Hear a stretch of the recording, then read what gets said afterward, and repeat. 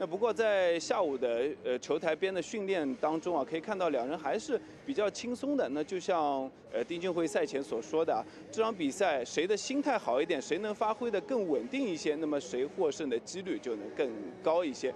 那我想啊，不管是中国一哥丁俊晖，还是人气最高的奥沙利文，那不管谁发挥得更好一些，我想现场观众都会报以热烈的掌声吧。校尉。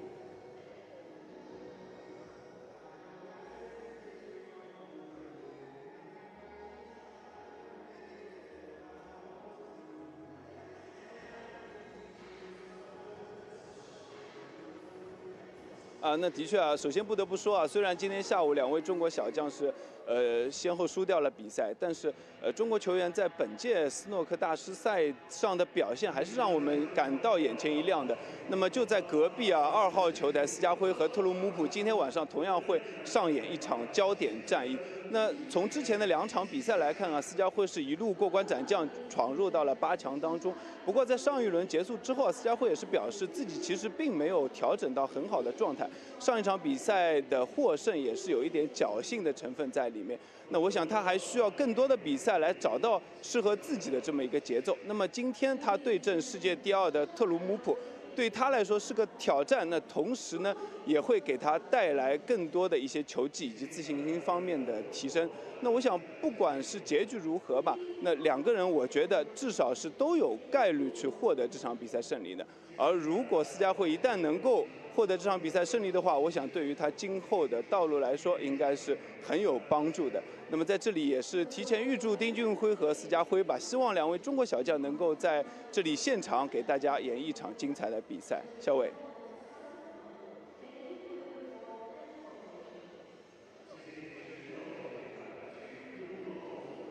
好的，谢谢，谢谢。And take your assigned seat. Thank you for your cooperation.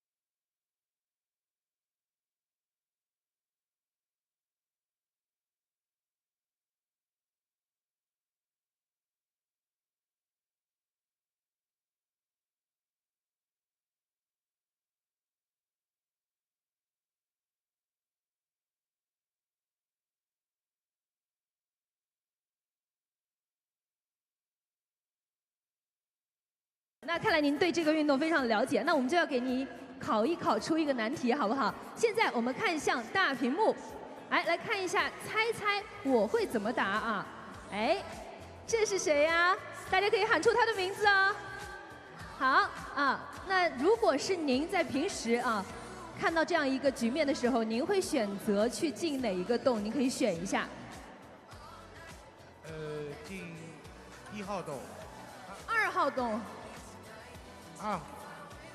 定啊。好啊，我们来看一下丁俊晖是怎样选择的，请看 VCR。这个从图片上的角度来看，这个只剩1颗球了，所以在这个时候我会采取进攻的方式。接下来我会把这个线路画出来。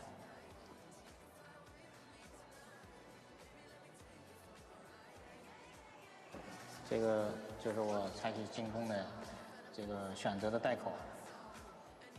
好，所以说我们丁俊晖选择是进3号洞，没有关系啊，也感谢您对我们这项运动的支持。那接下来时间就让我们一起来期待一下今天晚上我们的选手们的精彩表现吧。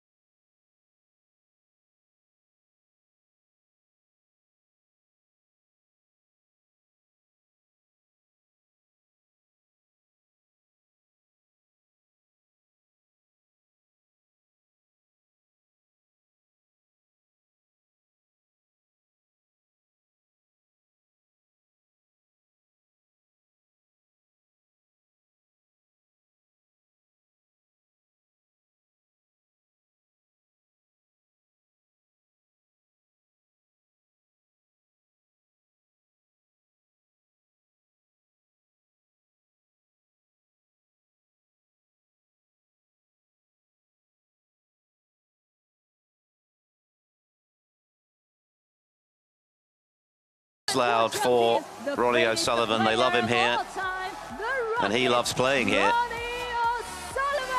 And he also has the utmost respect for the way Ding plays his snooker.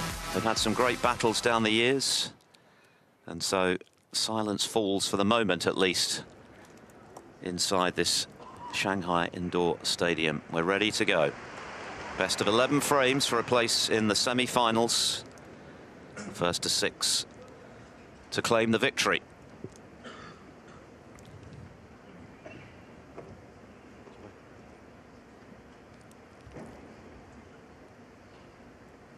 Ronnie O'Sullivan making his final preparations. Ding Junhui, I'm sure, looking forward to the challenge of trying to topple his great rival for just the 6th time in this, their 28th meeting, if you exclude the Premier League, where they've drawn 3 times. O'Sullivan having won 22, so he's been very much on top overall. But Ding has scored some big wins over his opponent. More on that later, but in the meantime, it's good evening from Shanghai to Stephen Hallworth. Hi, Steve.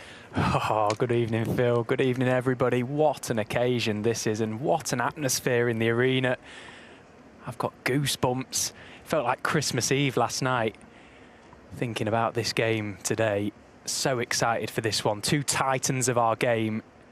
Probably the 2 most loved snooker players here in China as well. What a reception for both. This is going to have some fireworks, I'm sure.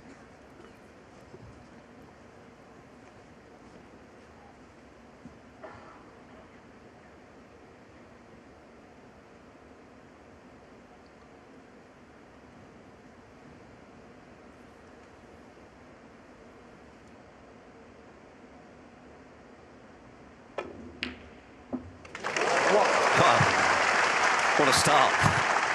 What a start. What a red. You won't see many better long pots than that in the whole tournament. Brilliant cueing from Ding. If that's a taste of what's to come. Strap your seatbelts on. Well, if there was ever such thing as a settler out there in the arena, that was it. What a pot that was from Ding. Just crunched the red in. As I say, a packed atmosphere. So many people in for this one. But what you can guarantee is that, OK, they're all Ding fans. They all love Ronnie as well, but they're all snooker fans first and foremost, and what a match this could be.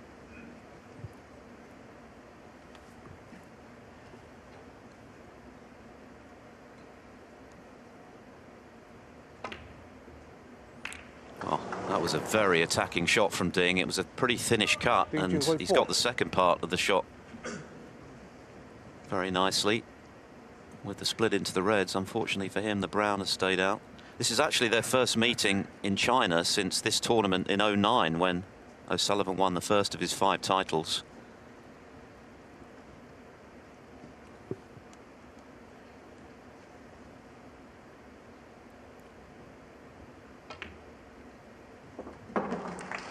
But they played 3 times last year, and each time O'Sullivan got the better of Ding, including, of course, that record-breaking 8th UK championship, 10-7 in the final after Ding had pushed him very hard. O'Sullivan responded at the end of the match. And then the memorable Masters meeting when Ding made a maximum but lost 6-3. And then the semi-finals of the World Grand Prix when O'Sullivan was basically unplayable. 4 centuries, a 90 and a 70. Even by his standards, that performance was extraordinary. Even he had to admit he played well on that occasion, Stephen. It's not very often he does that, is he? He's always so critical of his performance, Ronnie O'Sullivan.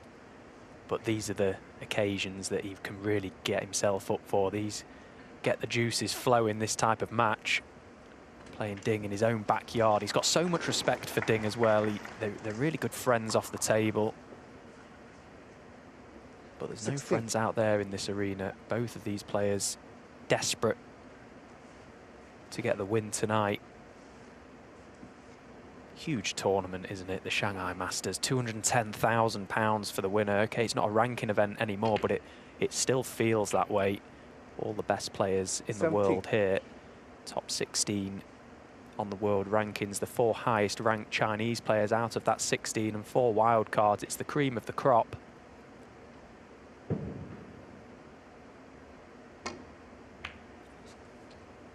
And O'Sullivan got the better of one of those wild cards. Zhou Jinhao, who clearly has a lot of talent, 16 years of age. He'd beaten Zhang Anda and had chances to make the scoreline more respectable than 6-1 as it ended, but O'Sullivan was playing 22. very much within himself. Today will be a very different story. He knows he's going to have to play well to beat Ding.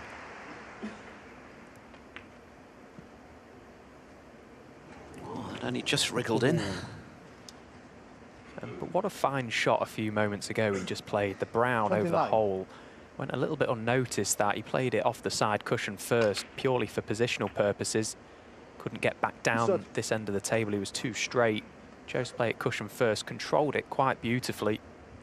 And now back in prime position. This is exactly what Ding would not have wanted to see so early on in this match. He can't afford to let Ronnie get too far ahead. We all know how good he is.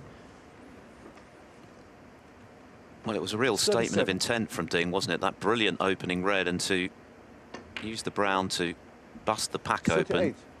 Just sending a sign that he's going to go for it, which of course he's going to have to do if he's to beat O'Sullivan. But unfortunately for him, he couldn't quite execute the pot and has given that chance that he created to his opponent. And O'Sullivan looks very likely to make him pay. 45. Yeah, I agree. Ding has to take the game to Ronnie today. You know, we all know how Ding can be when he gets in amongst the balls. His cue ball control is quite exceptional at times. And he's going to need it today because he has to score heavy to beat Ronnie O'Sullivan.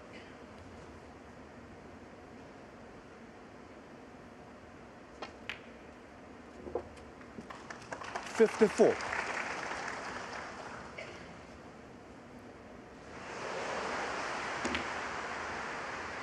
He's going to be in his 50th year, O'Sullivan, come the end of 2024, and yet you watch him play, 60. and we saw what an amazing season he had last year. UK Masters. Plenty more tournaments to boot, and you think, well, is there any real diminishing of his skills? And if there are, then it's barely discernible, let's put it that way. It makes you wonder if he's ever going to go, doesn't it? Like, you know, you see a few players down the years, as age creeps in, the cueing starts to go, and different parts of the game, you know, their eyesight, etc. But when is this man ever going to stop being, quite simply, the best player we've ever seen? It's just hard to imagine that his level would ever drop. We just almost come to expect 76. Ronnie to put in fabulous performances each time we see him. And he keeps delivering, doesn't he? 77.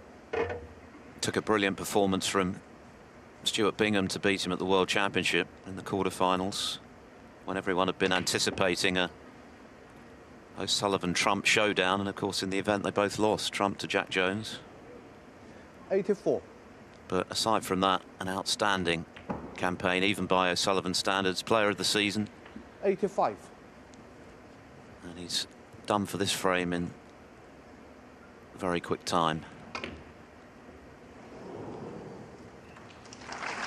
Ronnie O'Sullivan, 85 on the frame. No century, but a quick fire 85 from Ronnie O'Sullivan after Ding in trying to split the reds open, which he did, missed the brown.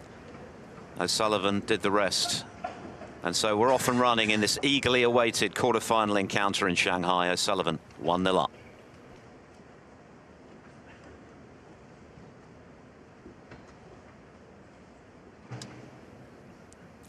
It's hard to imagine, even if this match goes close, that it's going to be particularly long, given the way these players like to attack. The same is true on the other table, of course. Judd Trump and Si Jiawei, another mouth-watering matchup, which on any other day would be taking centre stage. But what an evening session this is in Shanghai. It doesn't get any better than this. But for Ding, well, a big task on his hands. O'Sullivan has already shown he's in full flow.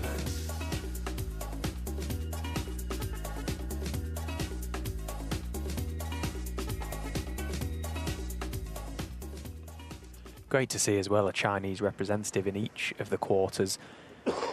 England versus China in every section. Fantastic for the crowd here. Wonderful city, Shanghai. This event always so well supported, And it's great that they've got some of their finest talent on display. Ding Xiaohui. Of course, Selby beating Pang earlier in one of the first quarterfinals, and Sean Murphy taking out Zhou Yulong. It's been an incredible standard all week. Thoroughly enjoyed it, and there's still plenty more to come. Second break. Ronnie O'Sullivan to break.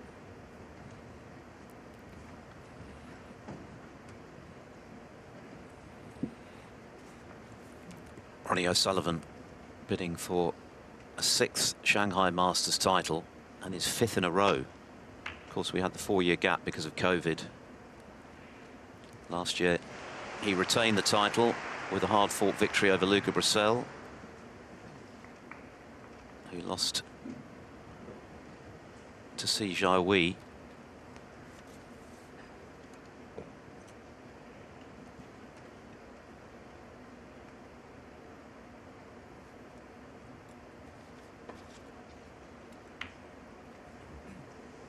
I mentioned that Ding won this in 2013. That was a history-making final, actually, the first all-Chinese ranking event final. He played Xiao Guodong in the final and won it, and went on to do what Trump did last season, win 3 ranking events on the bounce. 2 of only 5 players to have achieved that.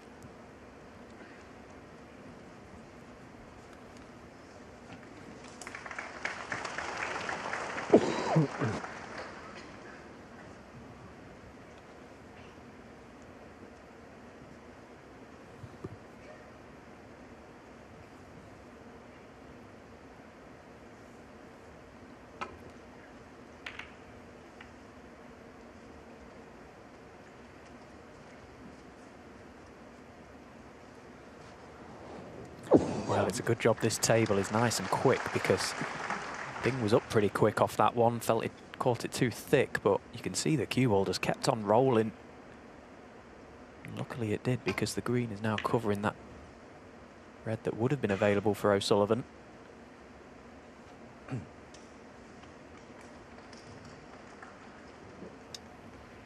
Ding only has those 5 victories to call upon against his opponent today, but 4 of them have been very significant. A final, the Northern Ireland Trophy, way back in '06, but also twice at the UK Championship and the World Championship in 2017 over the best of 25. So he does have memories of beating O'Sullivan on the grandest stages. Hang on, hang on. Foul. Ronnie O'Sullivan 4. Virtually every seat taken for this one. Further evidence of just how quick these tables are. Just glanced the green there, didn't he, which sent the cue ball into the pocket. Otherwise it would have been a nice safety shot. And again, that silky smooth action from O'Sullivan. You can just pretty much guarantee he's just going to knock that type of shot in. Controlled it nicely for the black as well. And again, so early on in this frame, the reds have become spread. The early exchanges of this match for me are imperative for Ding. He has to get a foothold in the game. He can't afford to be so far behind going into the mid-session interval, because we all know how good Ronnie is as a front runner.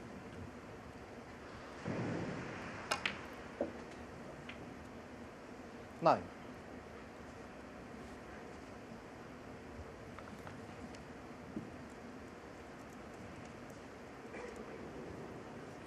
That's absolutely true. He's dished out some fearful beatings, even to true greats of the game down the years when he's built a lead early. O'Sullivan did it to Stephen Hendry a couple of times at the Crucible, absolutely destroyed him with virtually a session to spare. 11. In fact, I think he did win with a session to spare on one occasion. But equally, if you can stay with him,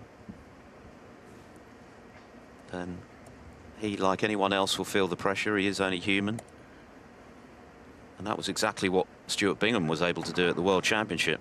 Keep the pressure on. Ronnie O'Sullivan 11. Shared the first 16 frames of that match and then kicked on in the deciding session to beat O'Sullivan 13-10 Bingham, so it can be done. This is obviously a shorter match, but there is wiggle room. First to 6, time to recover from a shaky start, but clearly Ding wants to hang tough with O'Sullivan today, stay with him. This is not quite going to plan at the moment. Bit of a collector's item from Ronnie a few moments ago as well, a positional error. Came down the table from the yellow and again overran. Didn't land on a red, so had to play safe.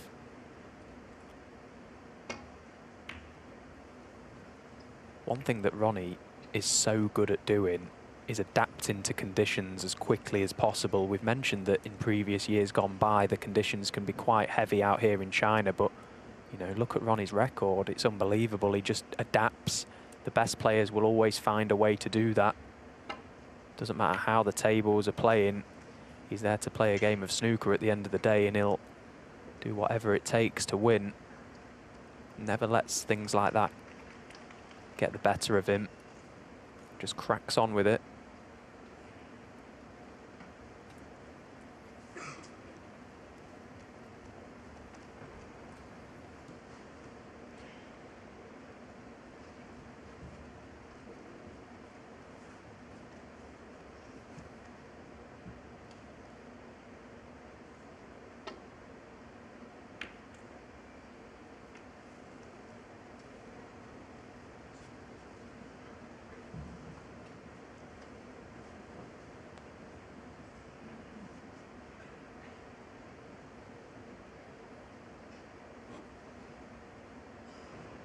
Judd Trump has taken the opening frame against C, by the way, break of 74.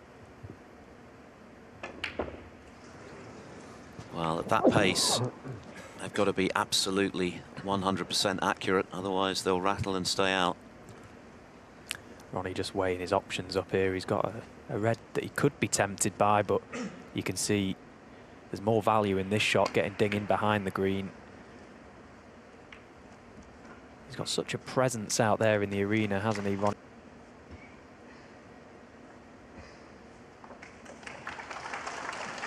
Eight.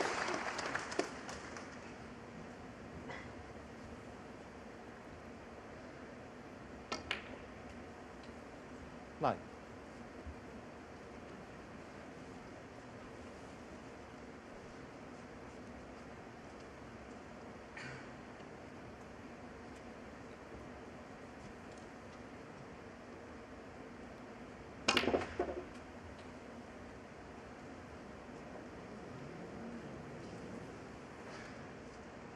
Twelve.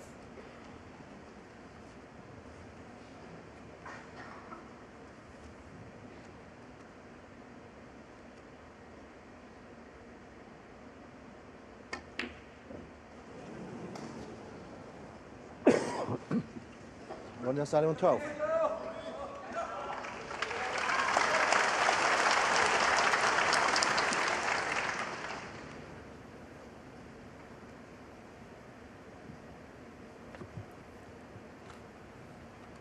You can hear the crowd, can't you, willing Ding on every time he comes to the table, but this is far from an easy pot. Just because Ronnie's missed doesn't mean that he's left a sitter for Ding. This is very awkward, and that's a fantastic pot from Ding. Okay, he's not nice with his cue ball, but it was a tough pot. I think one of the most impressive aspects of Ding's career has been the way in which he's been able to carry the weight of expectation, which obviously in his formative years was difficult. And that was also difficult. And at the moment, he can't catch a break. Ding Junhui started the match with that sensational long red, missed the brown. He's been in off a couple of times since then. That was not the sort of shot you want against Ronnie O'Sullivan in form, having just fired in an 85 break. Yeah, it's not the sort of shot you want against anyone, really, particularly so early on in a match. But Ding, again, he's staying positive, which I like to see. He's not going to go into his shell today, which is good. Can't afford to do that against Ronnie. 8. Okay, he's missed a couple of chances, but they were far from easy. That black was very missable. And it's probably going to cost him.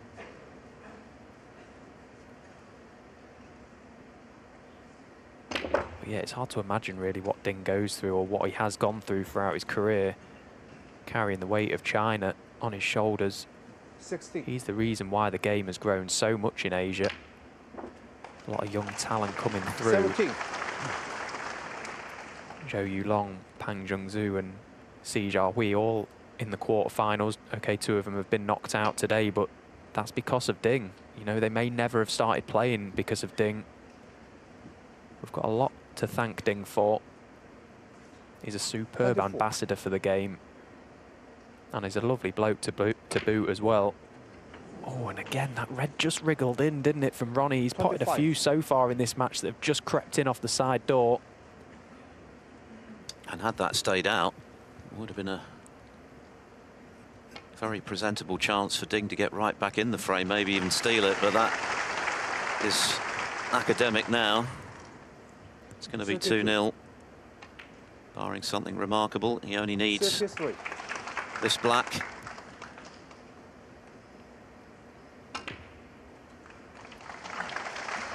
Well, he did miss a red, O'Sullivan, to the left corner from mid-range, but Ding was left with a horrible shot on the black after an excellent initial red. 41. And this is the result.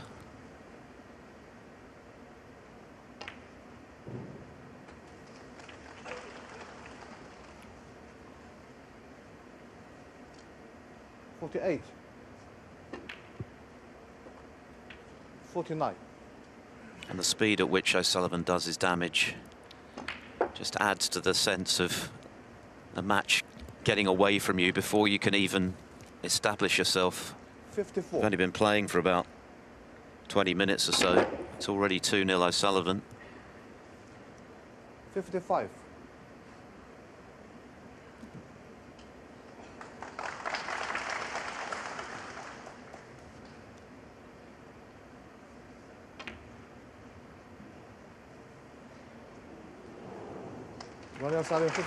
No great breaks in that frame, but Ronnie O'Sullivan, with a couple of scoring visits, has won it to add to his opening salvo of 85. Ding already under pressure, trailing 2-0.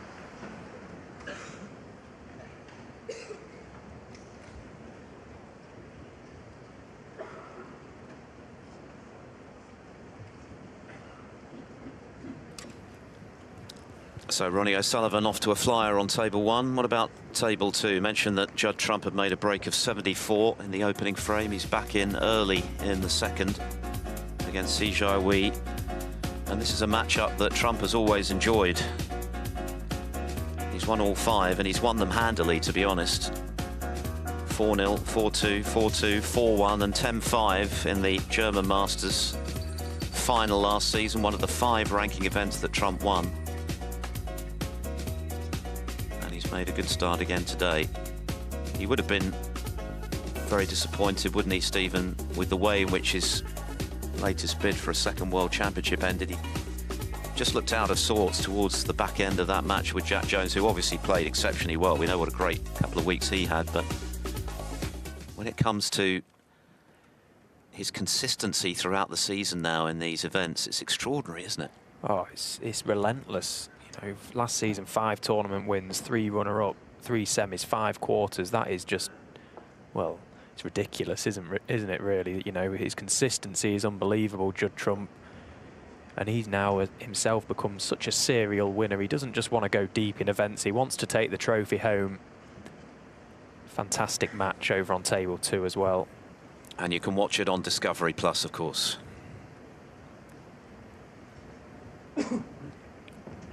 Judd Trump looking to double his lead then against Si Jiahui. Ronnie O'Sullivan has already done that on table 1. Ding could really do with a straightforward chance in this third frame to get his arm going. He potted that tremendous opening red, missed the tricky brown in splitting the bunch of reds early in the first, and then a couple of awkward shots again in the second. That's as much as he's had to go at, really. And already a couple of frames adrift of the reigning champion, who has monopolised this tournament. Ding, the second most successful player in Shanghai with 2 titles, but already up against it a little at 2-0 down.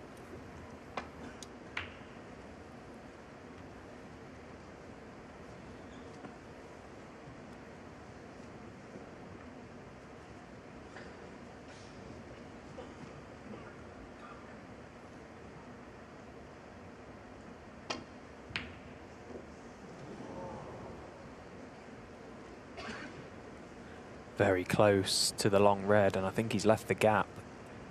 So first early chance falls to Ding in this third frame in what is a massive frame for him. He has to win this. He's got to win at least one of the next two to go into the interval with a glimmer of hope.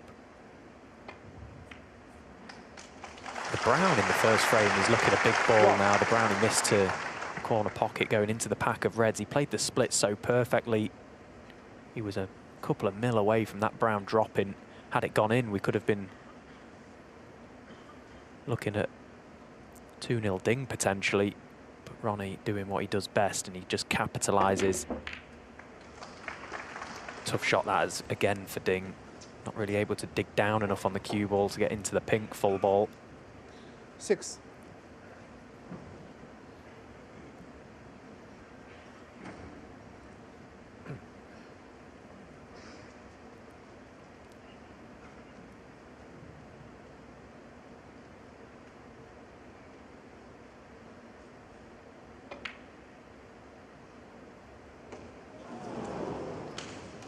Ding Junhui, 6. A lot of disappointed groans from this sizable audience in the early stages for the home favourite. Just not quite happening for him at the moment. And another chance for O'Sullivan from long range. But not this time now. Chance for Ding to get back in. And again, look at the shot that Ding decided to play, decided to take the red onto the green pocket, had a very straightforward safety shot, which tells us again everything we need to know about Ding's approach to this match. He's going to attack. Can't blame him for that either, because, you know, it's difficult to beat Ronnie on any given day, but trying to match him tactically, and, you know, the frames could potentially go quite scrappy. That's not really playing to Ding's strengths. Ding's strength is when he gets in and he's scoring, he's controlling that cue ball as he does. Sometimes it's easy to, you know, we've all done it as players, play your opponent rather than the game. 7. You know, there's nothing your opponent can do while you're at the table, so it's about Ding just trying to control himself here, just dictate his own style of play for today and hope it's enough.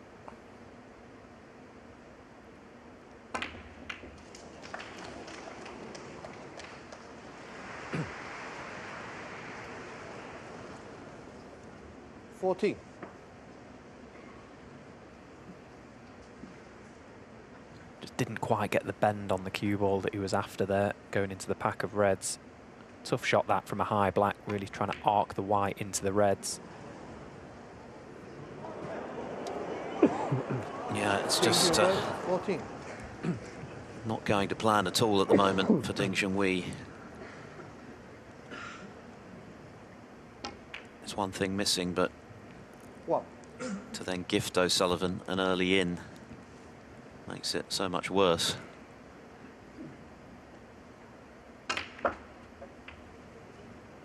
That's not O'Sullivan's best shot. Unusual for him to find himself there after going into the bunch.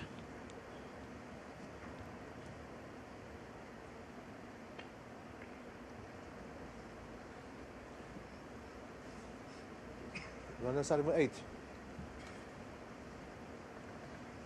He hasn't won a ranking title, Ding Junhui, since he picked up his third UK in 2019. That's a long time ago now for a player of his calibre. He's come close a few times, obviously the UK final with O'Sullivan last season, when he played well in defeat. Made the final of the World Open last season, losing to Trump.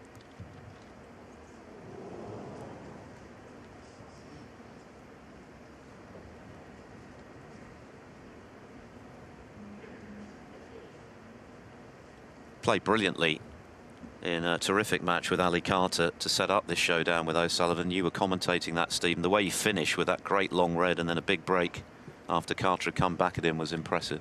Oh, it was superb, wasn't it? Because, yeah, like you say, Carter had just started to make a dangerous comeback, and you could see Ali's demeanour around the table.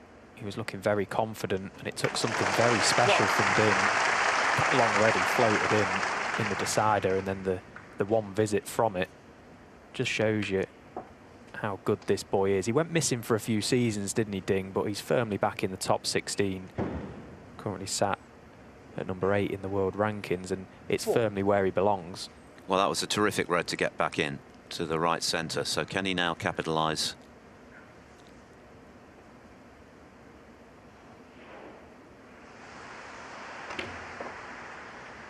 Five. He's got a lot going on off the table as well, hasn't he, Ding? I just wonder if that played a part in those couple of seasons where his results were way below par and he started to plummet down the rankings. He's a family man now. He's got an academy in Sheffield. I'm sure lots of duties over in China as well. 8.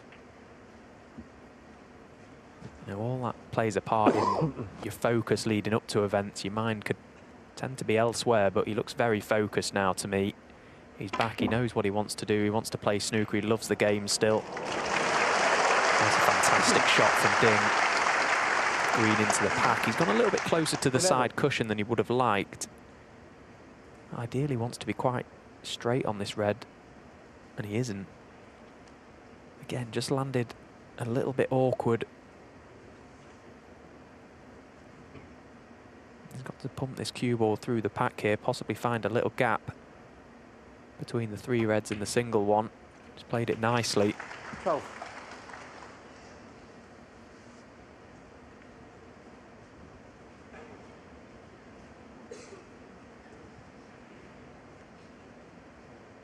This now the key shot in this break. If he can get nicely on his next red, you fancy him to take out the frame at this visit.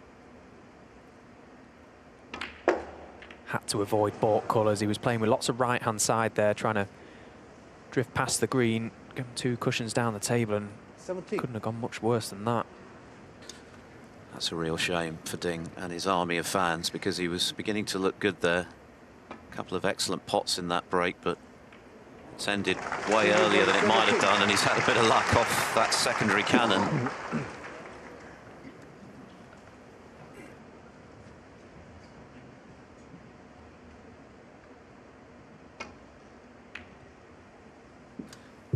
Might be a bit premature to talk about must-win frames in frame 3 of a best of 11, but it almost feels that way for Ding. Needs a foothold. Otherwise things could get ugly. I suppose every frame is a must-win frame when you're playing against someone like Ronnie O'Sullivan. He really just doesn't give you a sniff, does he? The odd mistake he does make, you just feel if you don't capitalise on it, that the game will just get away from you really quickly, because that's what he's able to do. He's able to kill off matches in such a short period of time.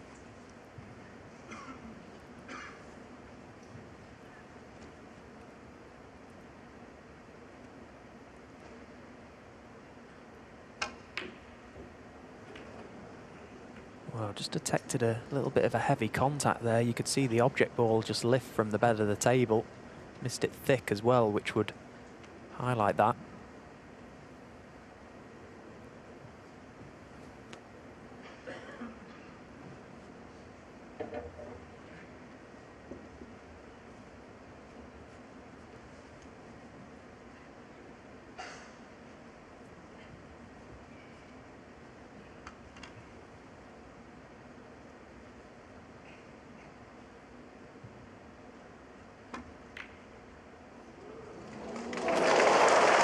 Well, that's a superb shot that Ding has just played there. That plant needed making. He had to catch the first red very thin. Ronnie had a little bit of run there, covering that red over the side, the corner pocket, sorry, from the black, but what a shot he's made there. And again, look at where he's left the cue ball. He's leaving everything for Ronnie. That had to go. Fantastic from Ding.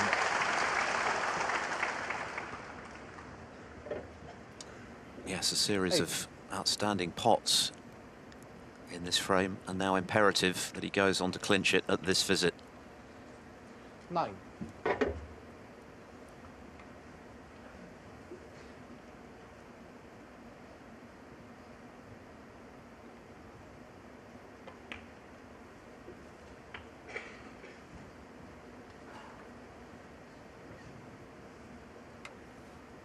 16. One of the greatest break builders 17. we've ever seen, not just in terms of how prolific he's been in making centuries. He's on 663 for his career, but the quality of his cue ball.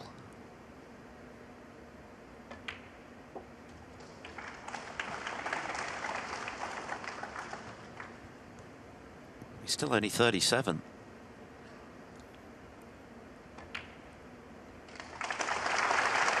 Some players aren't reaching their peak these days until beyond that age, so there's still plenty of time for Ding to embellish his CV.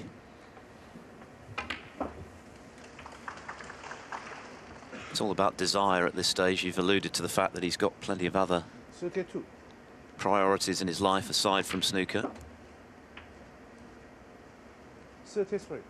It's hard to overestimate what a big deal it would be if he could complete the Triple Crown set and become a world champion. He's been in the final, of course. That would be huge, and a very popular win at that. God, it would be chaos, wouldn't it, if Ding was to win the Worlds?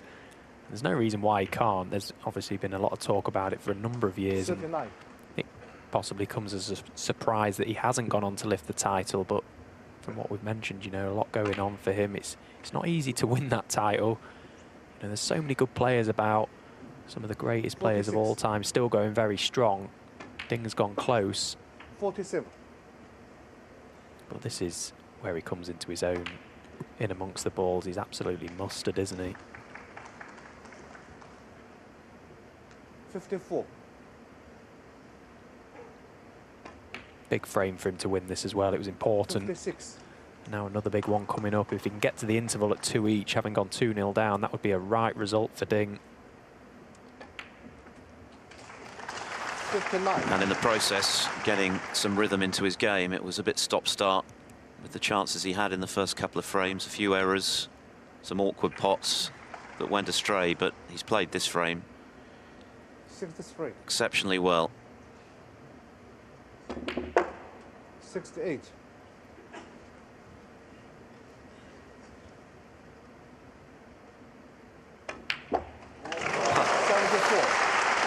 And now seeing it like a football.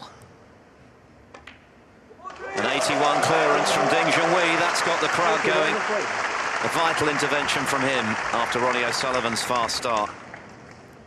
And so game on. Ding halves the deficit. O'Sullivan 2-1 up.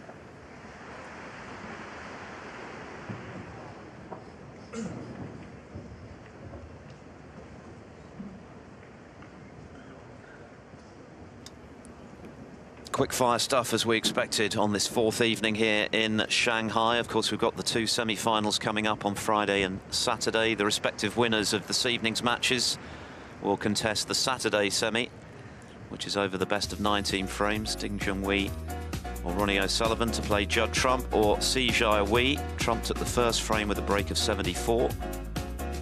And it looks as though he's just claimed the second as well. So once again, Si, such a talent, of course, having trouble with Trump, which has been the narrative of their rivalry to this point. Fairly straightforward victories for Judd, including the German Masters title match last season, which he won 10-4.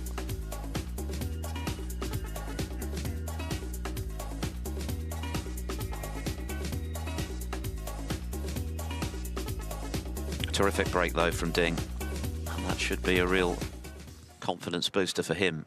Now can he repeat the trick in this fourth frame and share the mini session?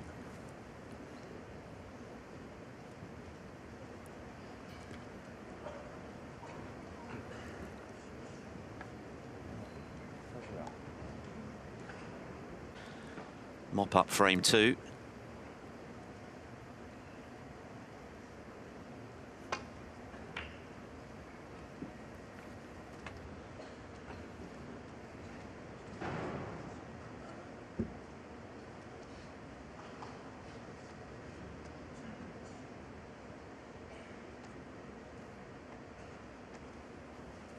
Nice to see Ding make a big break in the last. It's what he has to do in this match. He's got to take the game to Ronnie O'Sullivan. Try and play to his strengths, which is scoring.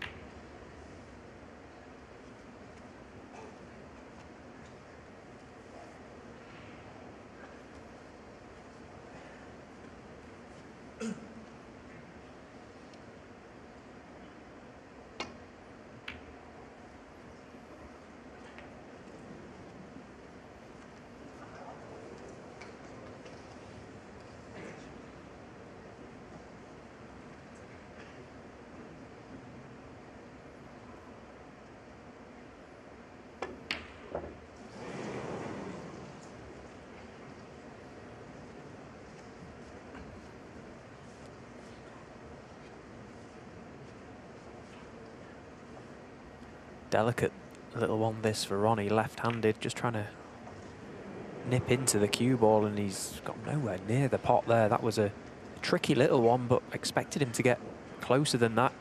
So a big let off for Ding, having missed the red himself.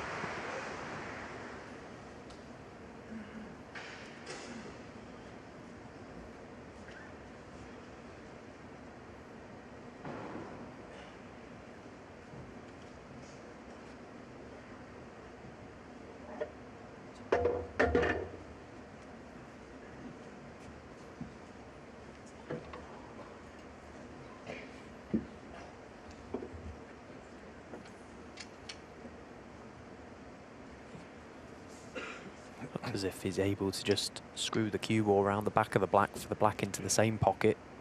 Just needs to be mindful of where the two reds are to the right of the black, though. This table's so quick, as we've mentioned.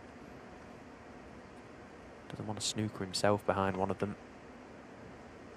No, he didn't really get into that cue ball. One. Bit of a sloppy shot, that, from Ding. Wanted a lot more backspin on the white to just widen the angle off the cushion. Left-hand side on the cue ball as well. He's put himself in a spot of bother now.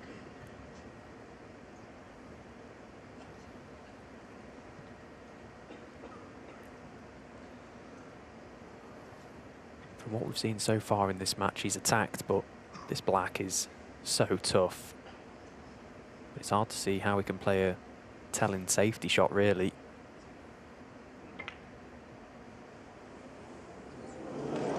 How close did he get to it? One. Well, that aerial view told the story. Did a tour of the lip of the pocket, but sadly for Ding, refused to drop. What a difference that could make. One. So close to dropping there for Ding. That might just be the difference between 2 each and 3-1. Mind you, this is a tester from longish range for O'Sullivan to keep the break going. No, he's overcut it, so a bit scratchy from O'Sullivan since he took a 2-0 lead. And Ding's going to need that if he's to prevail today.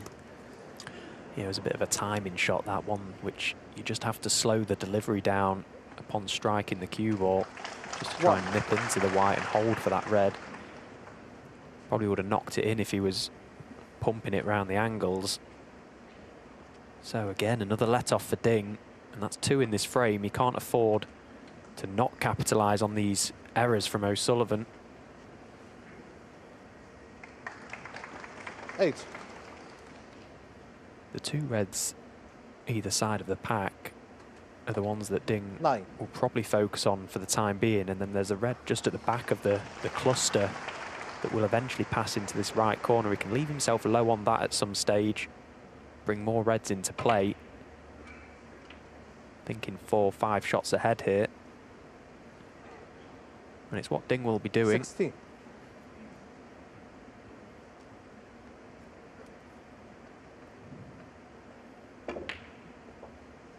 17.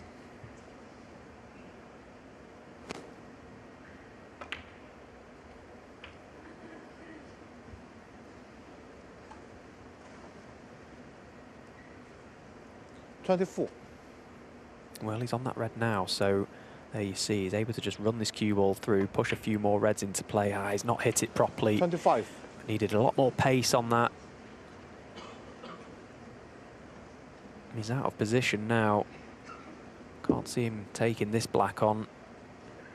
He did top that cue ball through the pack with much more pace. Sometimes it's easy to be a little bit tentative on that type of shot. You don't want to overdo it, but equally you don't want to underdo it.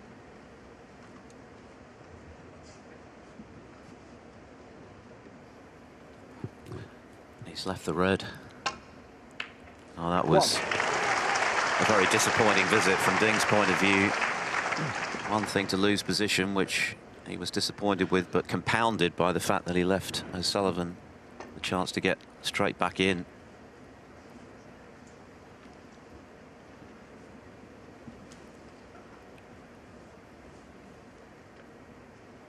Six.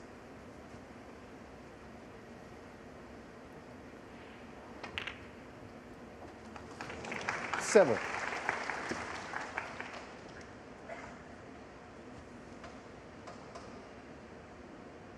Again, it wasn't clean, but in went the red. And again, another nicely controlled positional shot from Ronnie O'Sullivan. 12.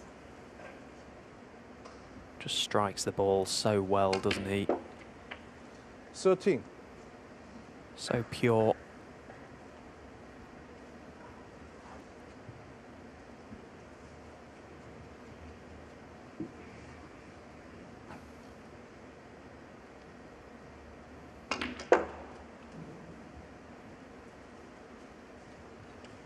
Again, beautiful shot. Round 2 cushions with right-hand 18. side. Smaller gap to find between the green and brown as well. He played it to absolute perfection. 19.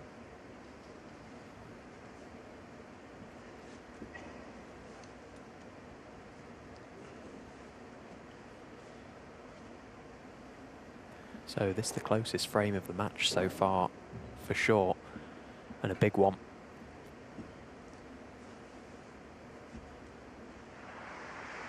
You feel whoever goes into the interval having won it will be delighted.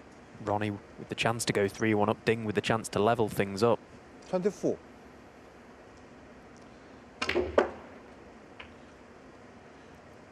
25.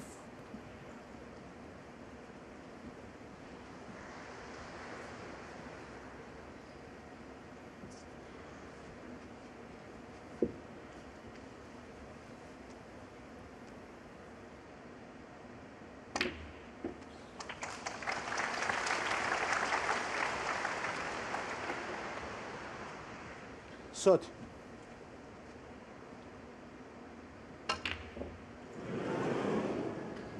Wow. 30. A scrappy affair, this 4th frame, but clearly very important and still in the balance.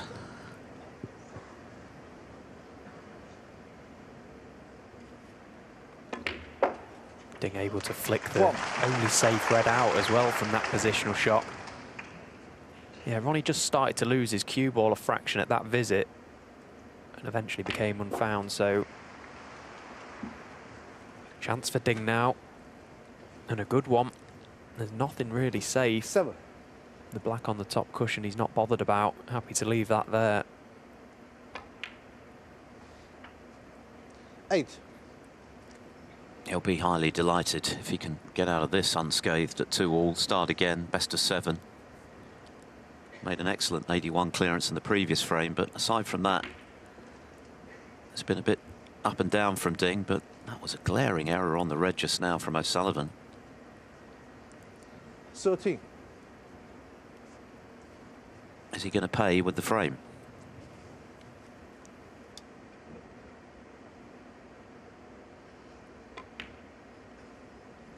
$14.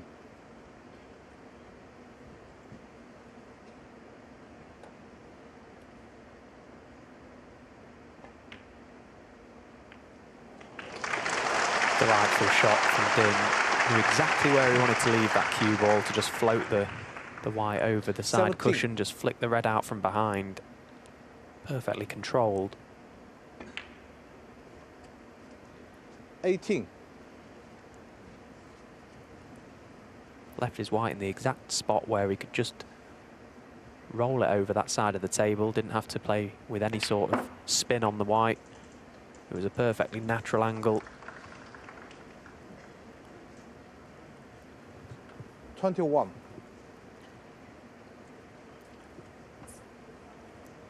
Quick look at the scoreboard. Yellow, green and brown for 2-2.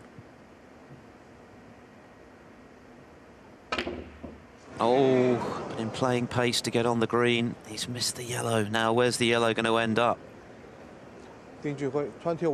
Well, it could have been worse. It is potable. This frame becoming bigger by the shot.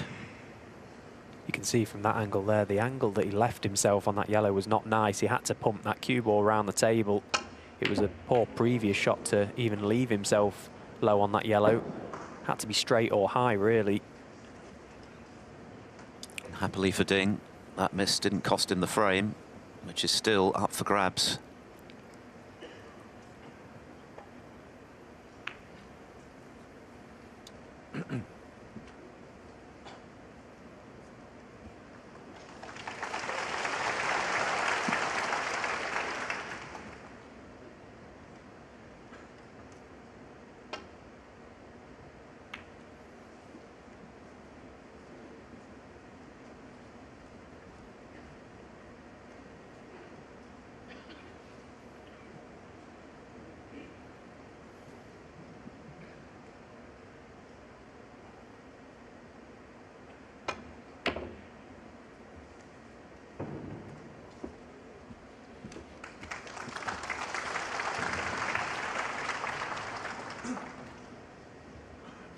No doubt their head-to-head will always play a part in the psychology of Ding coming into a match against O'Sullivan.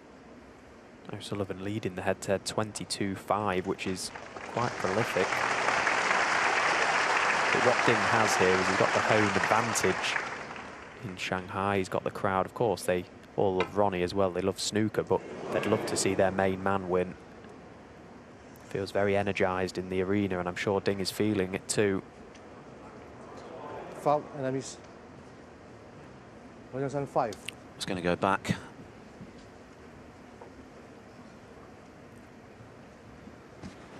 I suppose in football terms it would feel like the 12th man out there, wouldn't it, having this support in this arena.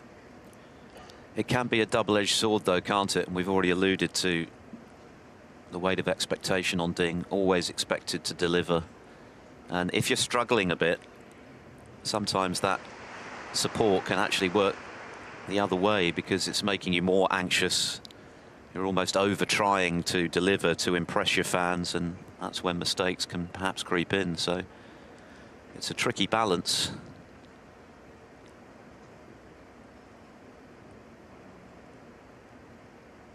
Cheng Wei Li just making sure the cue ball is exactly as it was. The table is still very open, so it's not just a case of hitting this yellow for Ding. Obviously, it's not leaving it. Otherwise, O'Sullivan is very likely to win the frame. And he's got to play with a lot of pace to try and get distance between cue ball and object ball. Oh, he's done very well there, Ding. Holds his hand up because the blue and pink are potentially snooping balls, but I think there's a little bit of a gap.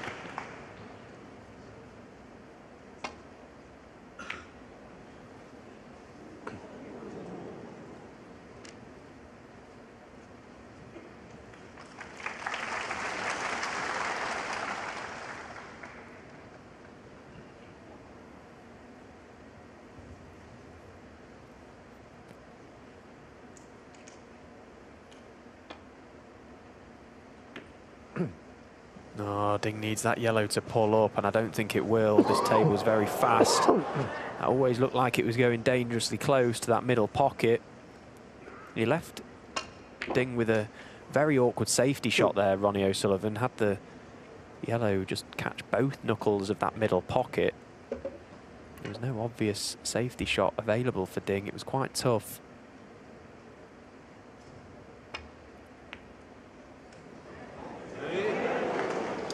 Long way off with that one. So much so that the green has gone safe. Had he got closer, he might have left the green. This has been a very, very scrappy frame, but every bit as important.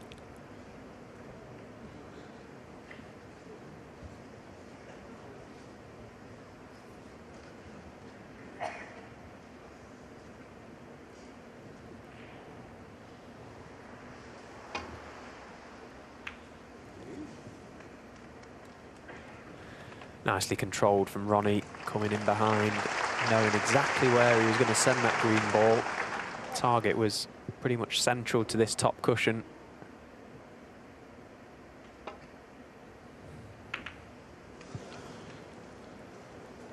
Oh dear, the dreaded double kiss. It doesn't always end up being fatal. In this case, it might do.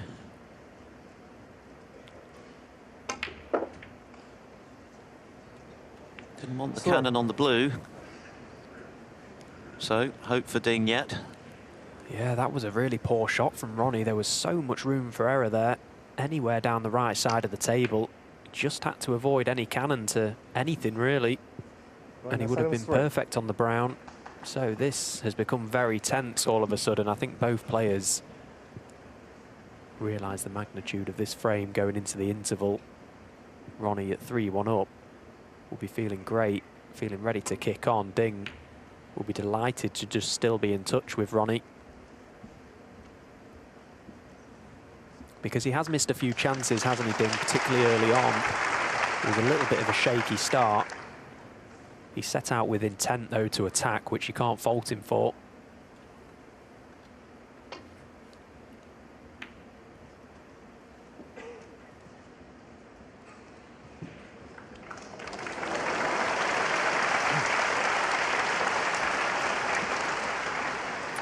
Now Ding can only see a part of this brown ball, so only the side-to-side option available for him, which is tough from where the cue ball is. So coming cushion first, he's caught it perfectly. Needs that cue ball to hold up, and it has. That's a fantastic shot from Ding.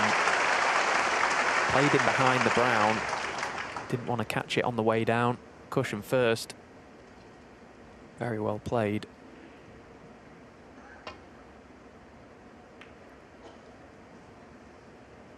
Well, and this time the mistake comes from Ronnie. He's pushed the brown over the corner pocket. So Ding, now your chance has arrived. Got to make this one count.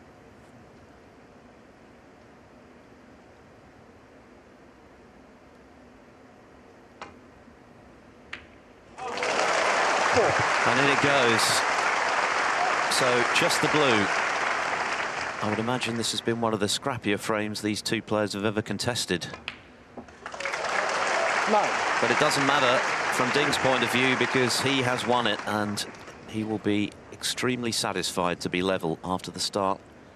2-0 behind, the match already at that stage in danger of getting away from him against a player who has very much held sway in their rivalry down the years. As it is, Ding has hit back to share the spoils at the interval here in Shanghai on this great occasion on day 4 of the Shanghai Masters. All to play for when they come back.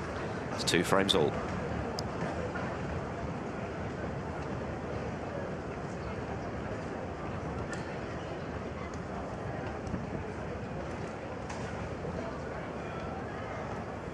So a fascinating start to this match.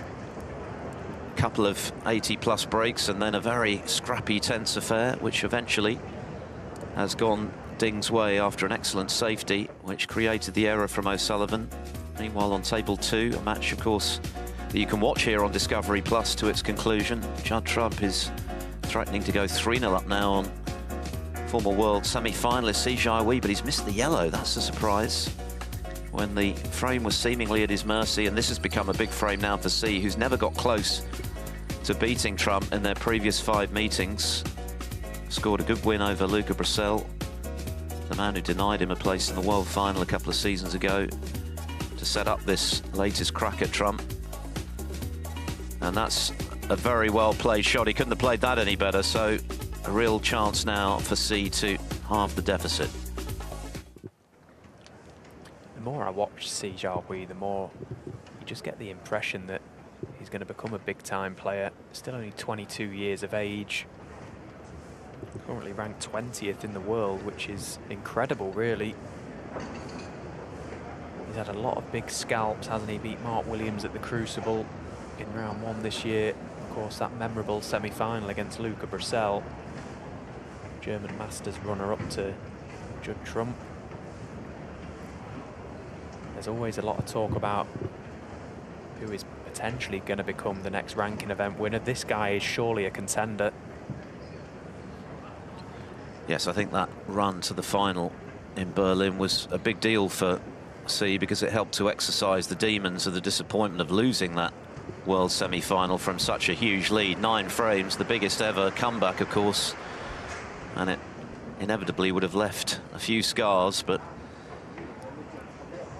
that was confirmation that he got over that in making his first major final, and that's an excellent clearance, a vital one from Si Jiawei's point of view. He's delighted his home fans, and, well, Judd Trump missed the chance there for 3-0. Remains to be seen how significant that might be in terms of the pattern of this match and how it unfolds from here. But in the meantime, see back in the picture at 2-1 behind. Of course, the winner will play the winner of the Ronnie O'Sullivan Ding Junhui match in Saturday's semi-final over 2 sessions. Best of 19, first to 10, to contest the title match on Sunday. Tomorrow, it'll be Shaun Murphy against Mark Selby, who earlier beat Pang Junxu from 3-2 down by 6 frames to 3. Murphy seeing off the informed Zhou Yulong. Another good performance from Murphy today, 6 frames to 2. So one more frame to come before the interval on table 2, with Ronnie O'Sullivan and Ding Junhui locked at 2 frames all at their mid-session break. Ding recovering from losing the first 2 to tie it up at the interval.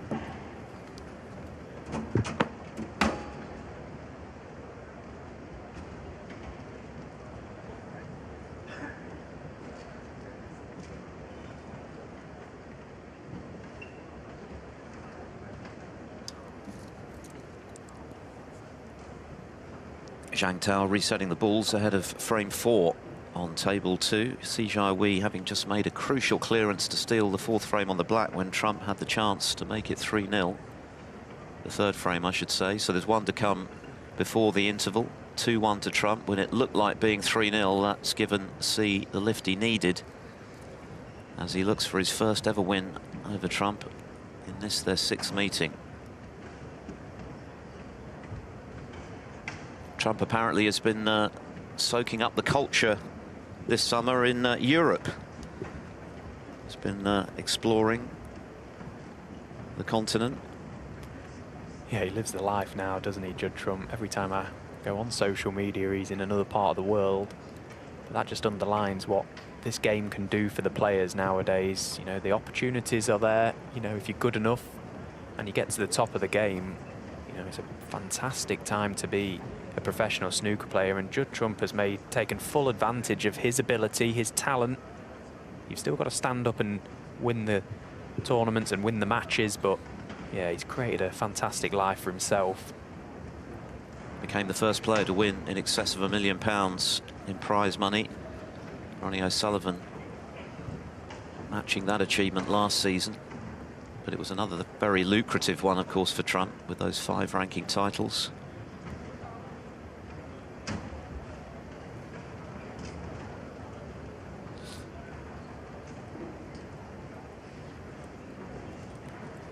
Just shows as well the type of person and player that Judd is as well. Everything he's done in the game, he's still hungry for more.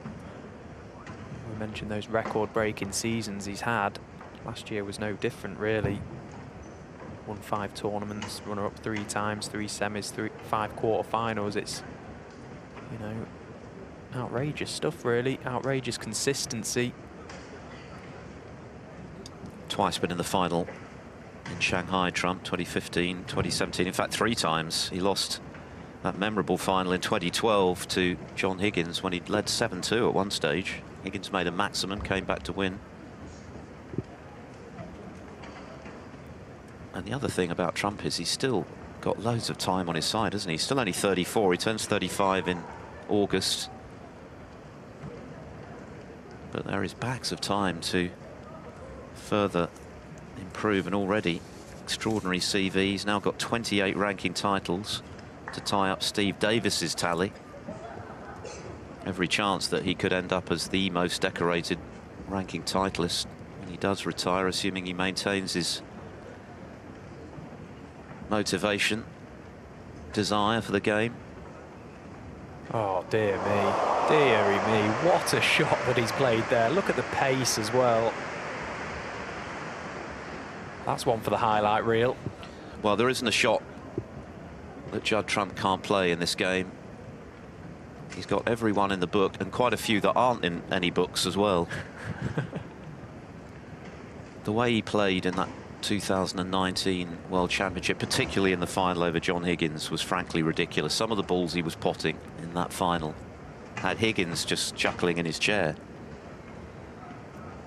He absolutely demolished Higgins over 2 days, and Higgins played well, by the way, but only won 9 of the frames played. It was the most complete performance I think we've ever seen in a world final.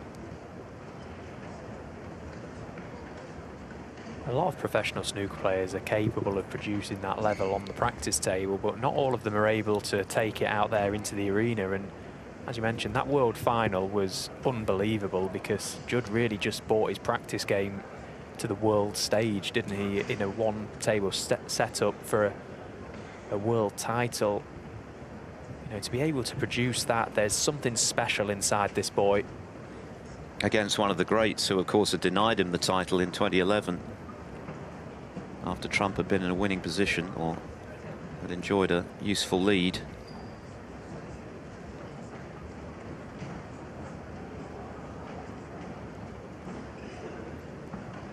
But part of the reason that he has become such a prolific winner is that I think he goes into every tournament he plays imagining it's the World Championship. He takes them all equally seriously, gives them all equal respect, and that's part of the reason that he has mopped up so many of them in the last few seasons in particular. Yes, his Triple Crown performances of late have perhaps disappointed him a little.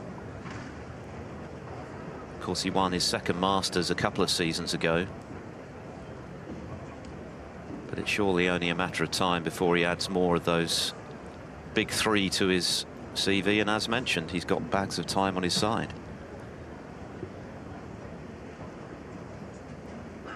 Lifted 2 titles here in China last season, the Wuhan Open, beating Ali Carter 10-7 and beating the home favourite Ding 10-4 in the World Open. He'd love to kickstart this campaign, taking home the Shanghai Masters trophy.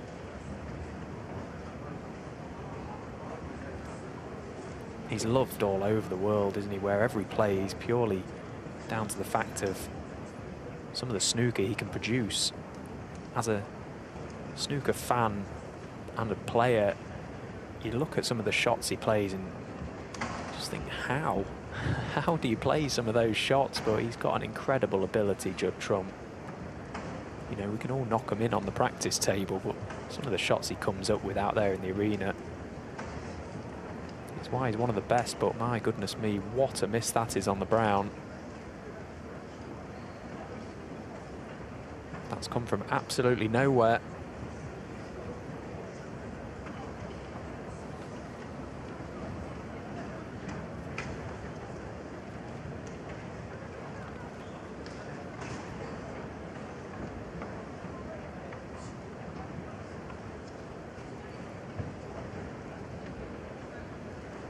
Yeah, it's just the odd error that is slightly holding Trump back here. He missed the yellow when he was looking good to make it 3-0 at the back end of the previous frame. That error just now coming as a surprise to give C this chance, although this is a tricky one with the rest.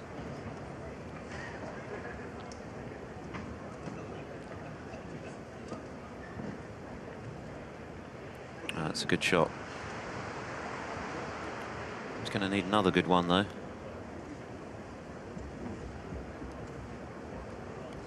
Yeah, I'm sure Trump will be extremely motivated this week. One of the few titles missing from his collection, and having come so close, twice losing in a decider in the final here, he would love to bag this trophy as well. For C, it's a case of just continuing his progress in the game, which has been so impressive. Wonderful talent. Now, what a pot that was as well. He made it look easy, but it was missable.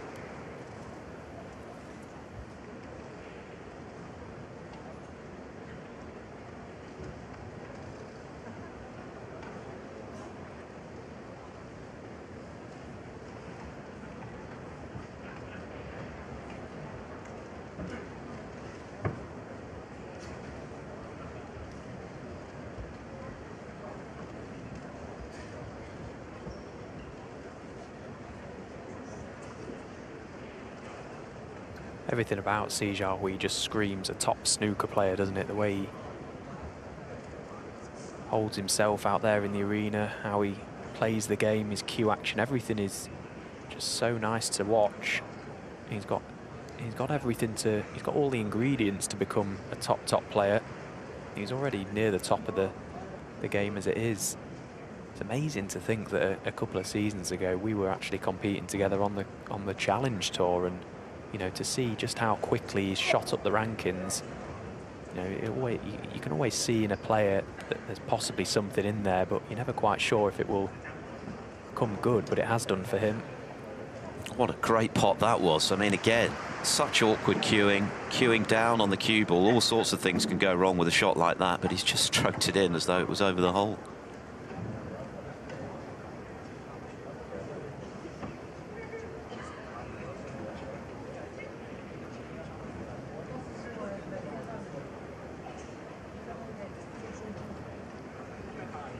So far, it's been a lopsided rivalry, this, but I can't imagine that will continue. These two could have years of battles ahead of them, and they'll be well worth watching. FC could make the breakthrough today against Trump. That would be another landmark in his career. He'd certainly be highly delighted, a la Ding, to have shared this mini session, given it was looking like 3-0 not so long ago.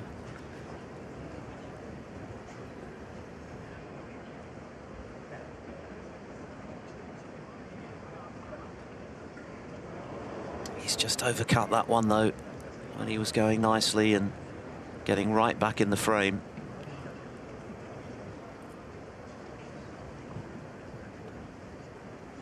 Well, the missed yellow in the previous frame from Judd was looking a big ball there, but with that red now equally so. Judd already with a mini advantage in this frame, points-wise.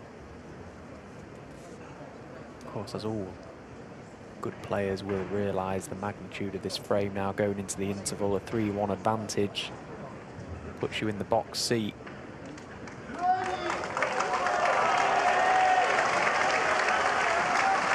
Well, that roar will tell you that the players are returning on table one, and that's where we'll be headed. But of course, you can continue to watch Trump against C on Discovery Plus.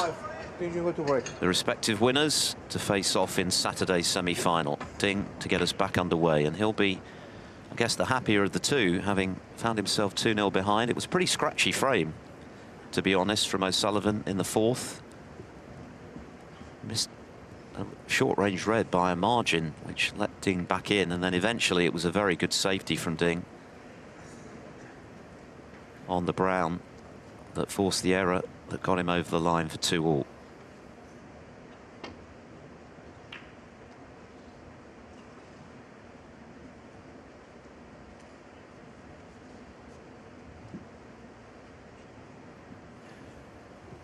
To get his cue all over the left side of the table there, Ronnie, because of the red next to the blue.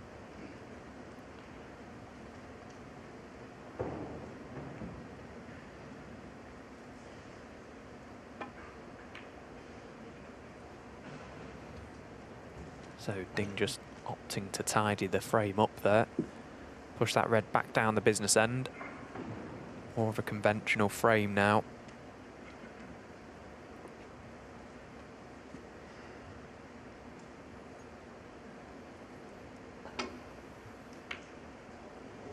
You can see he had a lot of left-hand side on the cue ball to swing it round the angles, avoid any cannon to black or red. Played it nicely.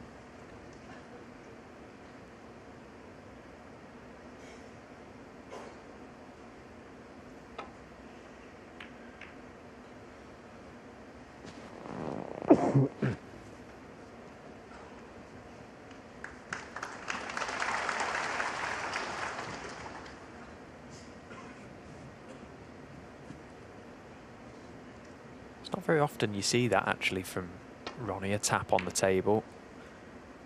I'm sure he always appreciates good shots, but he doesn't always let you know that out in the arena. I think Ding Junhui is definitely one of those players whom O'Sullivan has a special affection for. He loves the way he plays the game, the way he attacks the balls. It's very much O'Sullivan's style. And I think he appreciates as well, as someone who would know what it is to live with a huge burden of expectation every time he walks to the table, what Ding would have gone through. Of course, we remember that Masters final, which got a bit ugly when there were some unsavoury comments coming from the audience. Ding was struggling, and O'Sullivan went out of his way to console him. And I think they've probably shared a special bond since then, actually.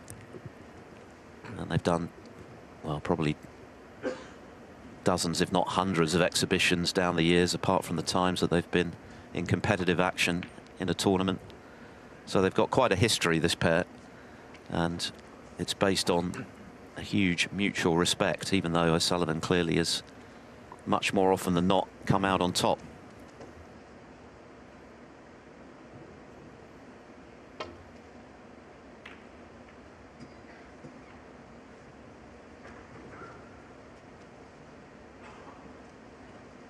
And it's quite nice to see as well, isn't it, really, because a lot of sports have big rivalries where players in this scenario on the table, you know, they don't tend to get on away from snooker, but these two very much do.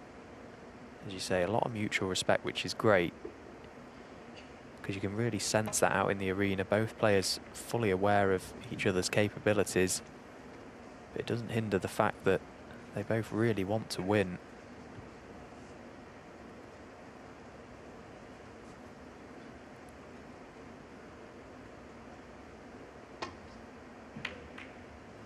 Well, this time Ronnie didn't manage to avoid the cannon to the black or red.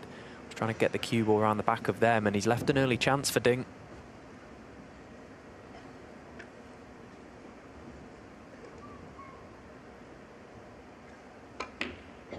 Oh, but he's missed the red.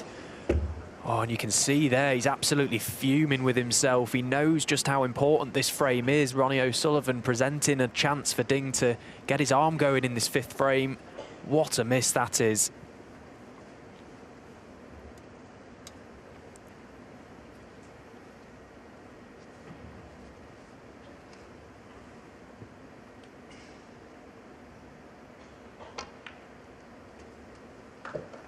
One.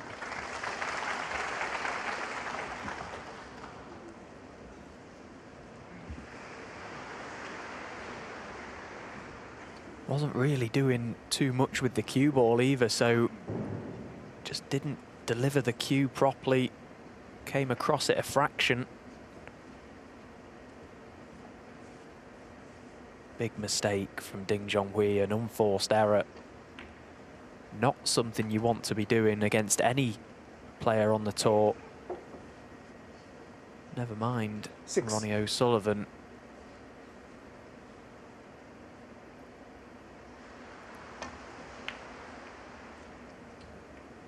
Oh, but the cannon's gone wrong to Ronnie. Wanted to avoid the flick on the red.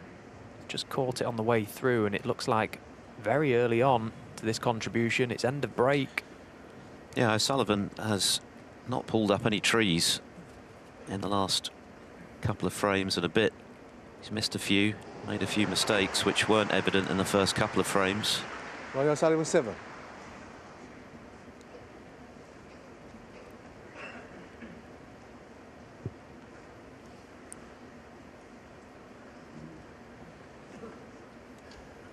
Well, Ding was nearly doing cartwheels coming back to the table there, having only seen Ronnie make 7 from that visit. What a let-off.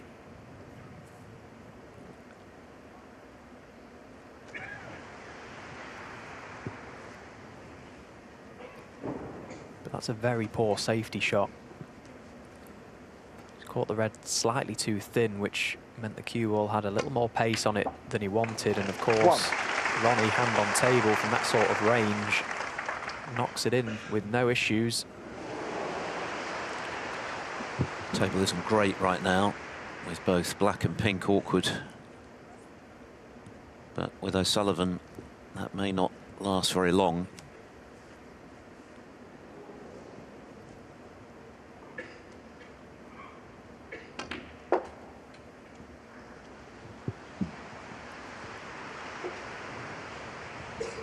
Six.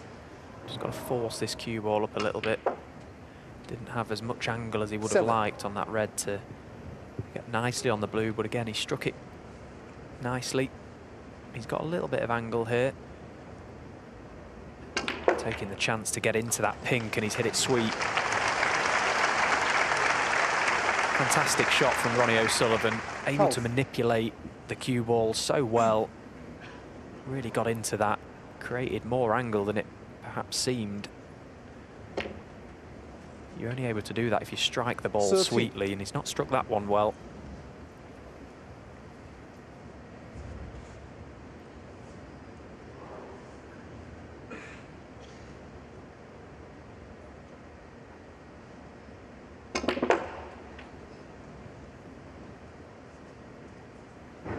For those watching Ronnie in these scenarios where 18. he's able to generate more angle and more spin, 19. it is because of how he hits the ball.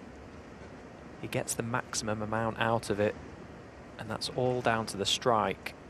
Gets right through the cue ball, accelerates properly, generates as much as he can, which in turn makes the game easier. He's able to move the cue ball round a lot better, and all of a sudden getting little angles on 25. object balls doesn't seem as important, because he knows he's able to get there, he's able to get anywhere on the table.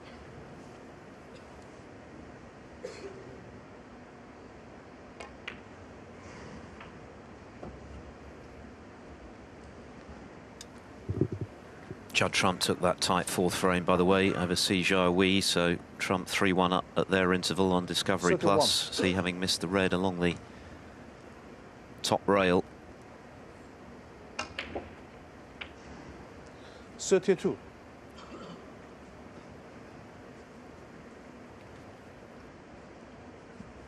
This is a prime example. There isn't a lot of angle on this blue, but just watch how much reaction Ronnie gets out of his cue ball. Just powers through the top of the white. A little bit of left-hand side just to try and speed it up off the cushion. He's underhit it a fraction. He's still got this red available to left corner, but you can see how far the cue ball just travelled there.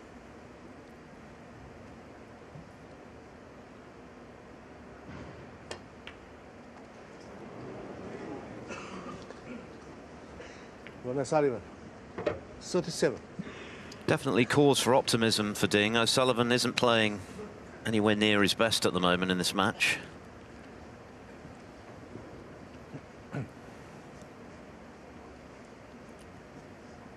He does have a useful lead, but that's all it is at this stage. There's still plenty of points there, albeit that the black is still out of commission. And Ding has played a decent safety. Although it looks as though, that said, O'Sullivan can get through to this red to pot it. He's overcut it though by a margin.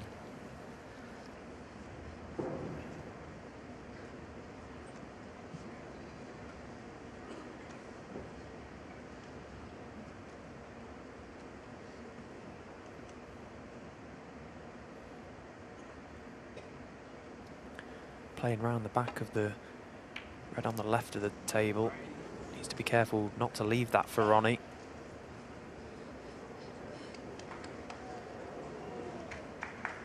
Pretty good length on his cue ball.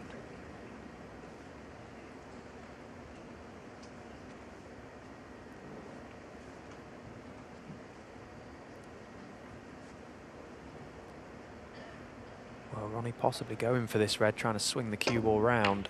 Oh, dear me, what a strike that is. Fantastic pot from Ronnie O'Sullivan. You could see him just gearing himself up for that one. He struck it so well. Just when you think you've played a pretty good safety shot, he just finds a way.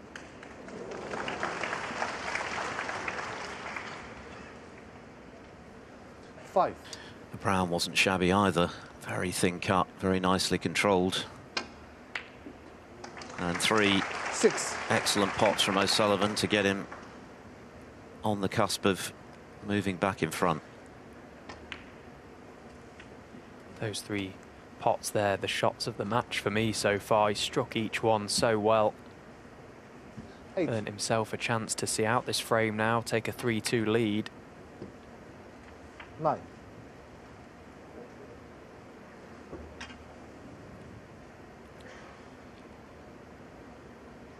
You saw Ding's reaction early in this frame when he had the chance and missed. Thumped the table because 15. O'Sullivan had rather gone off the boil after the first two, and there was an opportunity there for Ding to potentially move in front, keep the pressure on.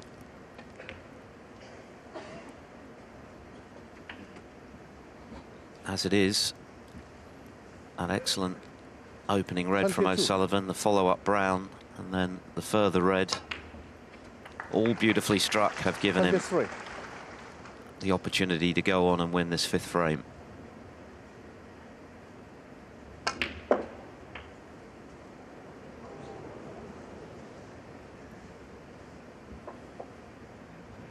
$29.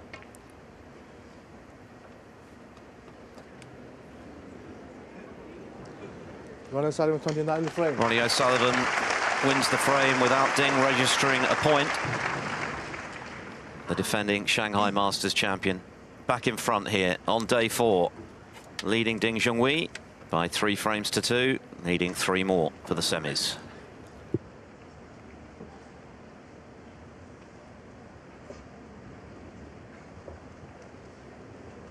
So we're into the mid-session interval on table 2. Let's see how frame 4 came to its conclusion. It was a tight frame. Si Jiawei had a chance, potted a series of excellent pots, but then missed a red along the rail, overcut it. And Trump has taken advantage of that reprieve, joining it with Trump potting that frame ball blue to leave his opponent needing a snooker to tie.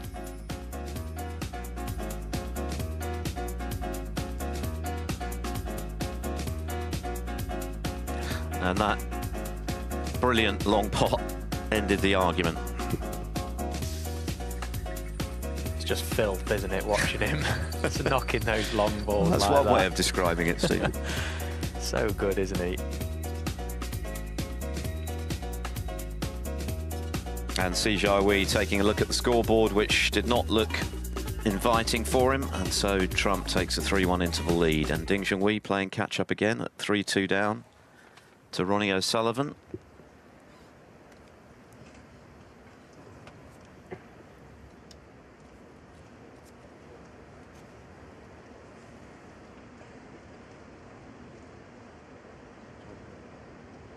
From 6. Ding Junhui to break.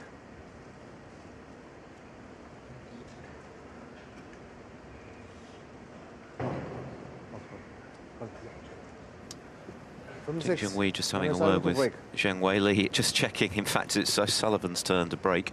Frame 6. O'Sullivan 3-2 up.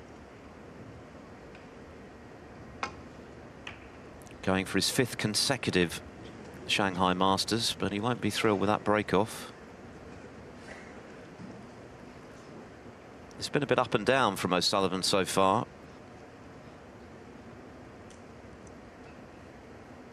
Yeah, and I suppose it was in his previous match as well. Zhao Jinhao, the young Chinese wild card. 1. He didn't play perfect snooker there, but I don't think that'll bother him. I don't think he, will be bothered by that one bit. Ronnie, the sort of champion that likes to play his way into an event, save his best stuff till it matters most, and I suppose these early rounds is just about getting the job done. And as you say, he's gifted a few chances away to Ding. And Ding, of course, is capable to take them, but Ding Junhui 1. he's missing a few himself. But what is happening is that it's landing a little bit awkward for him every time he comes to the table. OK, the misread in the previous frame was unforgivable, but in frames gone by, the chances haven't been as clear-cut as Ding would have liked.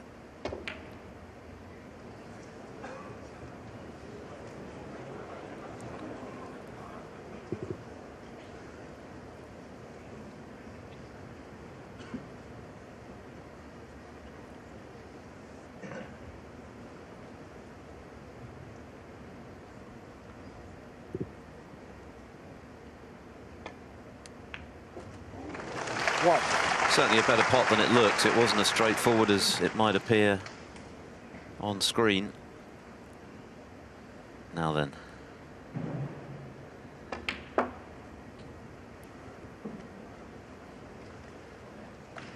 If the referee had picked the cue ball up off the table there and gave it to Ding and said, put it wherever you want, that's exactly where he would have put it.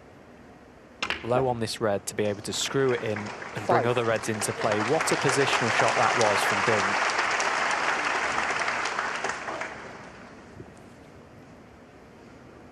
Brilliant stuff. But now he has to make it count. He's got the reds open. Only really got the black to work off down this high scoring area of the table. Look at the other colours, so awkward up there. This is where cue ball control is so important. 12. If he's able to stay on the black for as long as possible, it makes his job easier.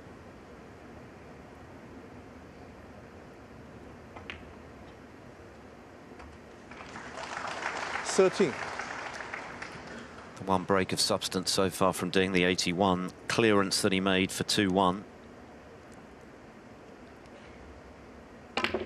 Just as important was the fact that he won that very scrappy fourth frame to level things up.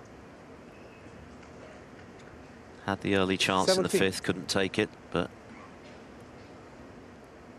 now looking to capitalise in this sixth frame, level again.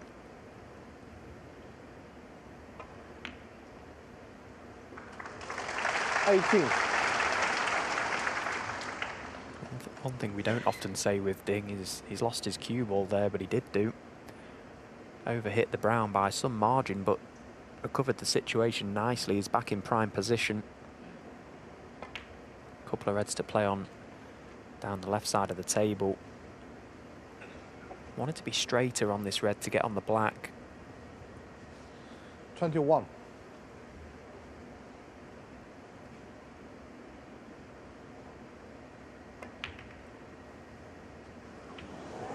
He was able to play a little brush cannon to one of the reds next to it, and it's gone wrong because that red has now come to cover the black. It was all from the green. Wanted to be straighter on that red to avoid playing any sort of cannons. Thank that one.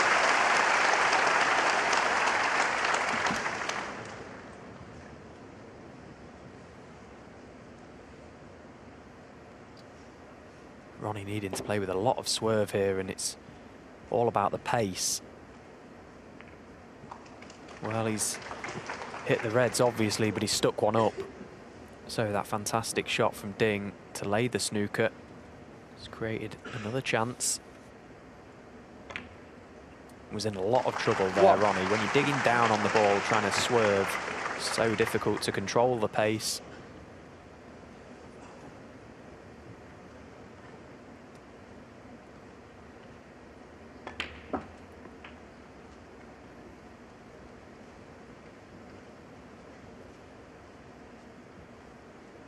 Eight.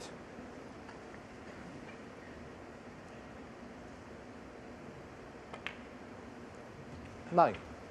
So far so good in this frame. It's been a steady response from Ding. Just got to keep himself focused now.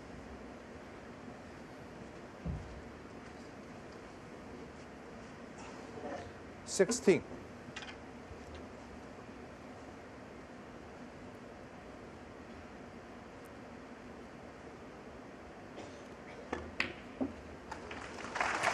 That's another nicely played shot. You could see the yellow and blue, a little bit of a hindrance under his arm there, just as he fully extended to deliver that shot. Had to make sure he kept his elbow high. I think that little bit of frustration we saw in the last frame as well from the missed red is partly down to the fact Ding probably acknowledges that Ronnie isn't quite hitting the highs that we so often see from him. He probably senses this is a chance. I'm sure that's true. 25. Just the 5 wins in their 27 previous meetings for Ding. 32. 33.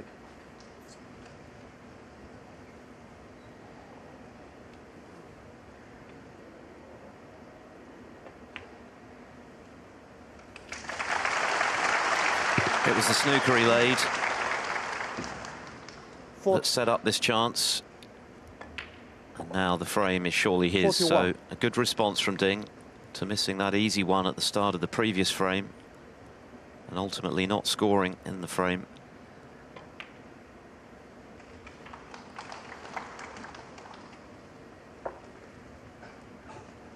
$48.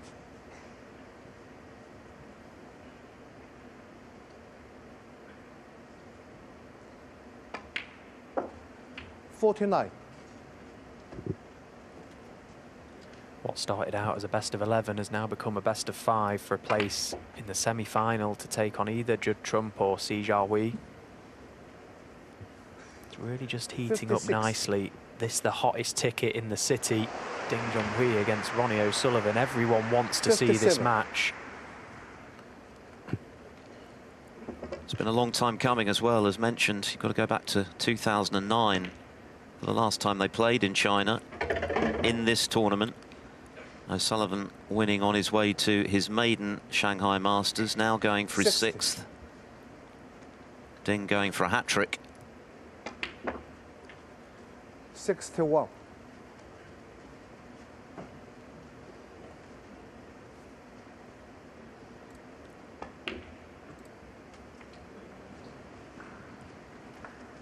And very much staying in contention, which is absolutely what he had to do. O'Sullivan 65. off to a quick start with a 2-0 lead. Crucially, Ding was able to take that scrappy 67. third frame and then the 4th. It was the 4th 70. that was the scrappy one. Vital that he got out of that session unscathed, which he did. And he's responded well to losing the first after the interval. This has been a 74. really nice break, but it was the snooker he laid that set the chance up. O'Sullivan leaving the red in, going into the bunch.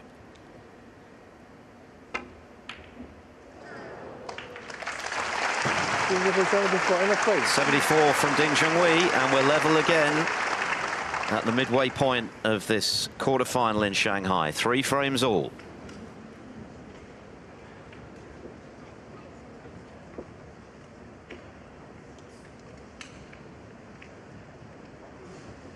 So all to play for here on table 1. As Stephen mentioned, things hotting up very nicely indeed. Si Jiahui has got work to do on table 2, though, having lost that tight 4th frame to Judd Trump. He's in early in a frame that feels like a must-win for him. Trump himself is a great front runner, like O'Sullivan. And of course, he's got to get over that psychological hurdle of never having come close to beating Trump in 5 previous attempts, including the German Masters title match last season, when he was beaten 10-4. So this is a very important visit with all that in mind for the 22-year-old, who saw off former world champ Luca Brissell with something to spare to avenge his record-breaking loss at the Crucible a couple of seasons ago.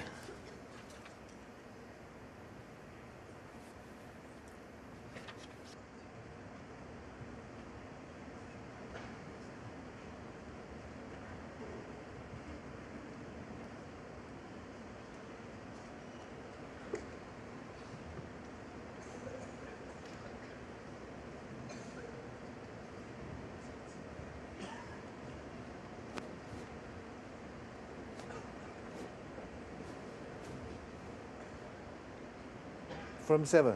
Ding Junhui to break.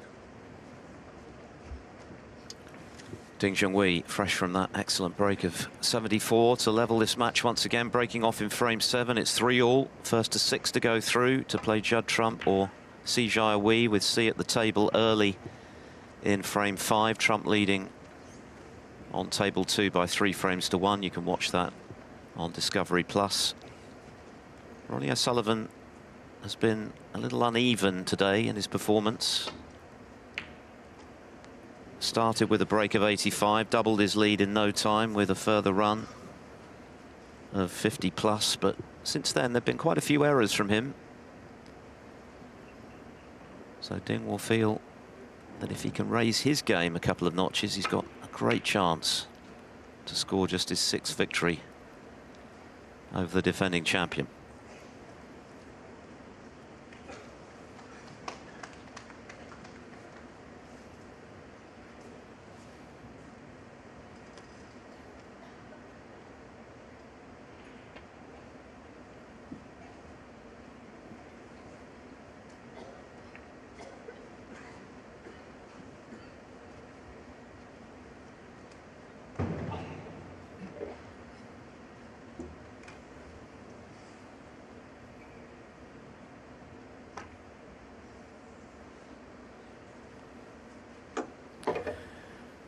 One thing that was evident from both Ronnie and Ding's previous match in this event, they both got better as the game went on.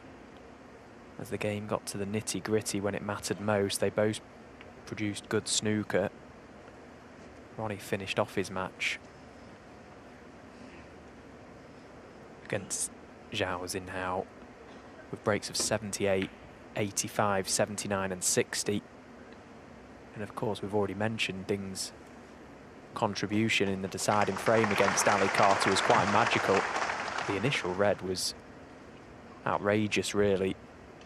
Took the frame out from that visit.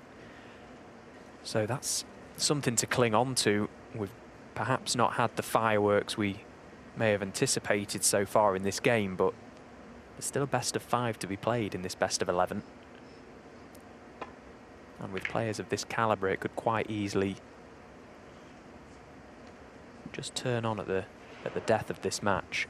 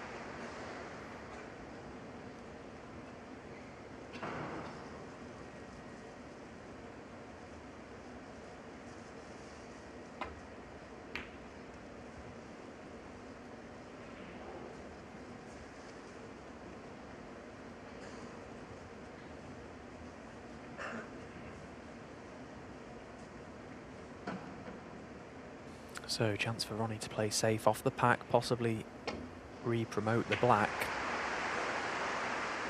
He has done, but he's pushed a red over the corner pocket. He needs that cue ball to run in behind a baulk colour, and, well, what a flick he's just had on the yellow. Ding in all sorts of trouble now. Red over the right corner pocket, red over the left corner pocket. What do you do here?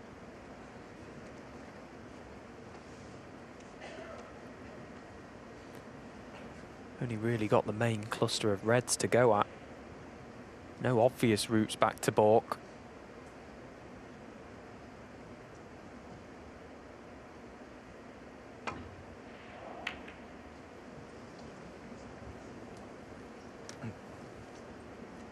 Yes, he was in a world of difficulty there, Ding. Sullivan got lucky with the flick that fluked snookers on the 2 reds that were available.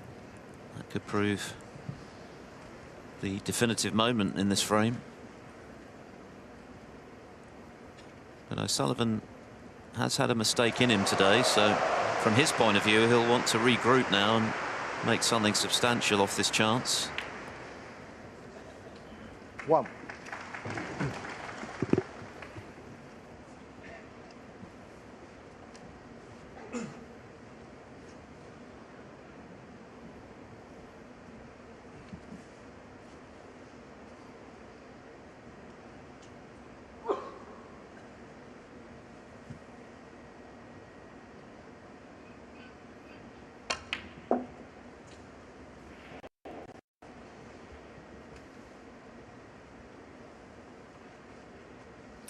Yeah, he's okay on this red. He can just stun across the face of the black for it into the same pocket.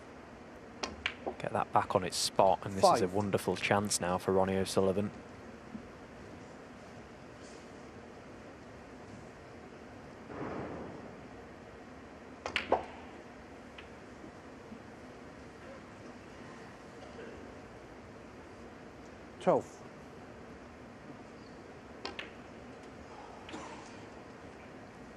$17.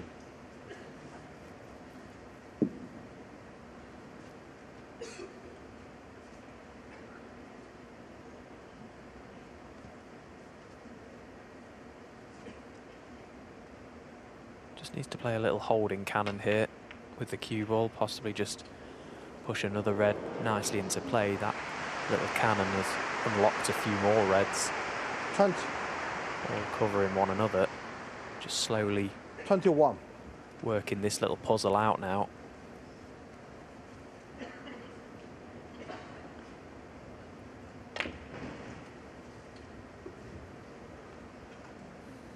His decision making happens so fast out there. 28.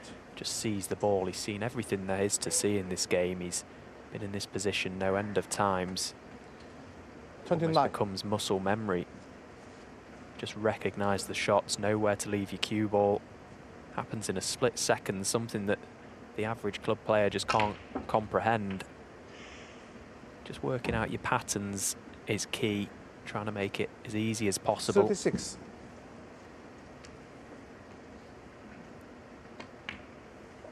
Ronnie, one of the 37. best, if not the best, there ever has been at doing that. Everything just flows so quickly.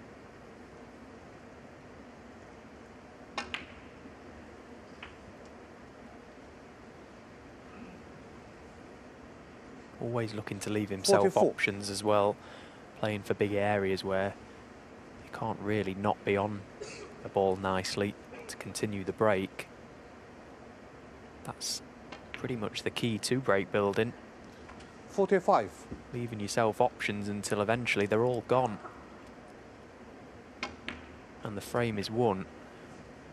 Here we're seeing just why Ronnie is so clinical, scores so heavy. 50. 51. And yet, but for that handy little cannon at the start of this frame, these could have been Ding Junhui's. Those are the fine margins in this sport. 57. But this has been O'Sullivan's most convincing snooker since he led 2-0. 58.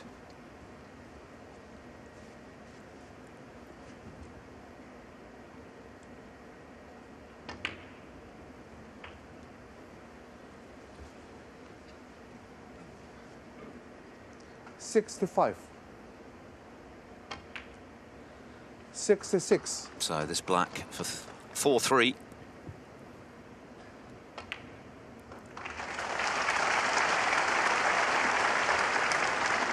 There was an air of inevitability about it from the moment that 73. Ding stuck him up when he was in all kinds of trouble trying to leave things safe. It was almost impossible 74. with reds over the opposite corners.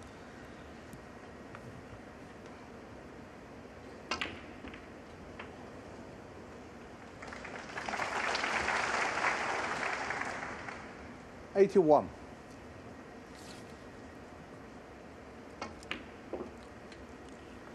82. Hasn't yet made a century in this tournament. This could be the moment for O'Sullivan.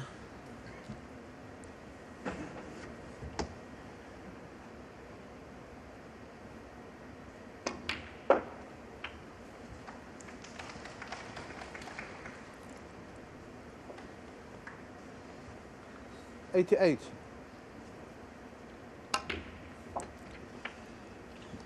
89.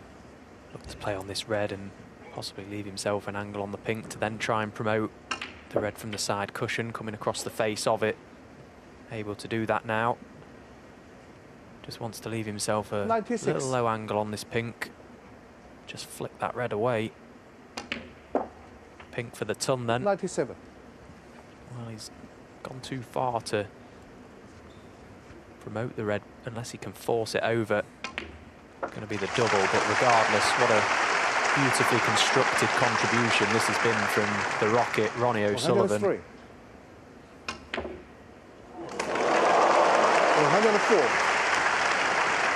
Not done yet.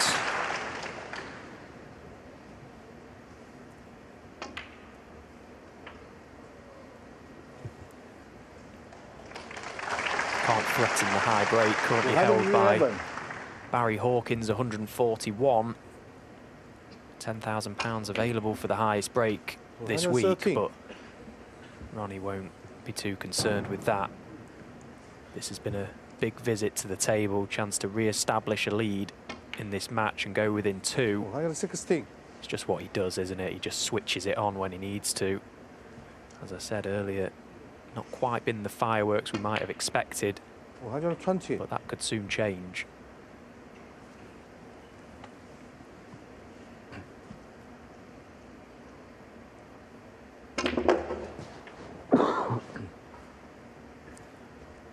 Well, 125.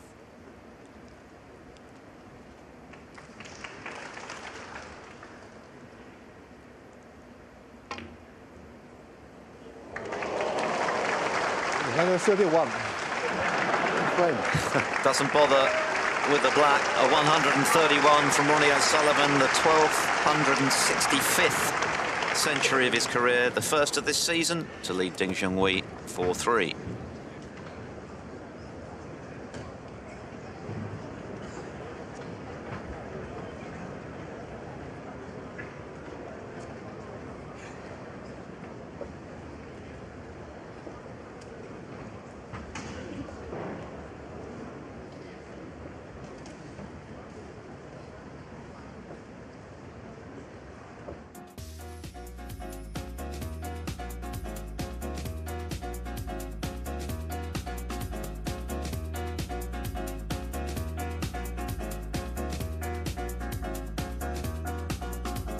So Ronnie O'Sullivan with a superb break of 131 to lead Ding 4-3 on table 1. On table 2, Si Jiawei has been able to take the first frame after the interval to stay in touch with Judd Trump.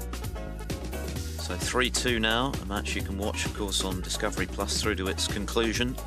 The winner to play the winner of the O'Sullivan-Ding match on Saturday in our 2-session semi-final tomorrow. It's going to be Sean Murphy against Mark Selby after their respective wins earlier against Zhou Yulong and Pang Junzhu. One of those frames where the safeties played at the top end of the table, the Reds fanning out. Normally the first chance is a clear frame-winning one in this situation. Who's going to get that first chance?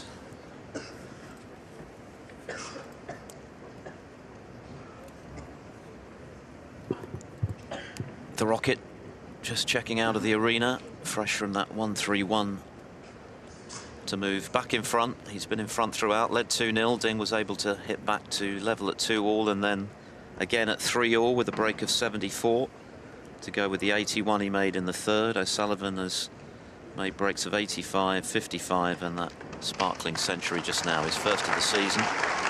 This is the state of play on table 2. Someone's going to have a feast, Stephen, but who's it going to be?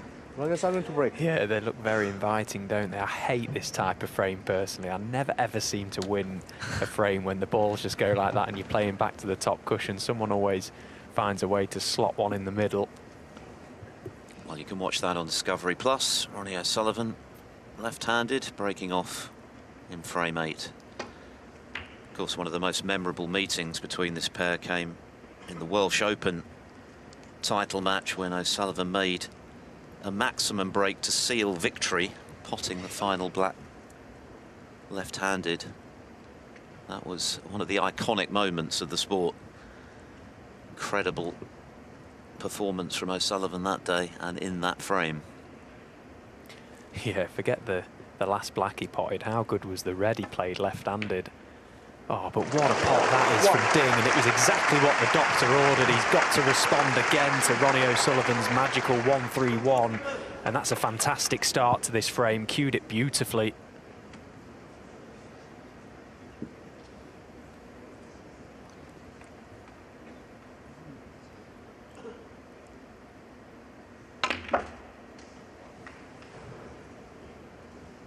was so similar to the red he knocked in the deciding frame, which led to a 95 clearance against Ali Carter. This time, though, the split hasn't finished perfect. It's got a red to middle, but this is so tough. Leaving reds, should he miss it.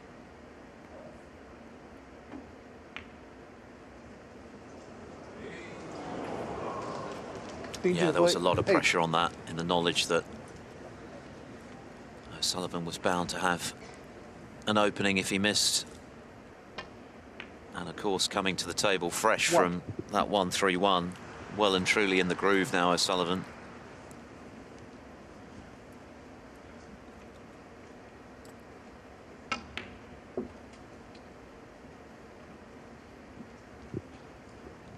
He's often saved his best snooker for Ding, hasn't he? We talked about that performance at the World Grand Prix earlier this season, which is arguably the finest display of snooker I think I've ever seen. I mean, it was just incredible what he did in that match. He was perfect, basically, unplayable.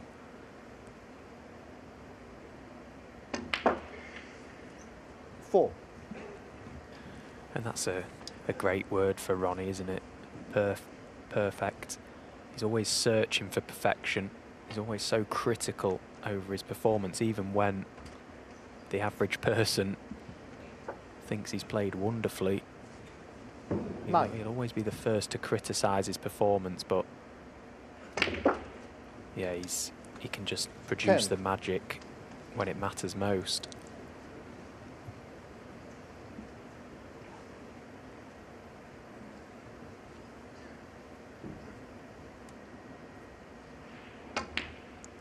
And how about that for a recovery? He's well and truly got his eye in now. That's perhaps a shot that a couple of frames ago he'd have missed. But he's taken his game up a level. I mean, it bears repeating that he was a little bit lucky, wasn't he, initially in getting in for that 1-3-1, because he could so easily have left that chance for Ding, but having got the opportunity, boy, did he take it, and now he's threatening to do something similar again here.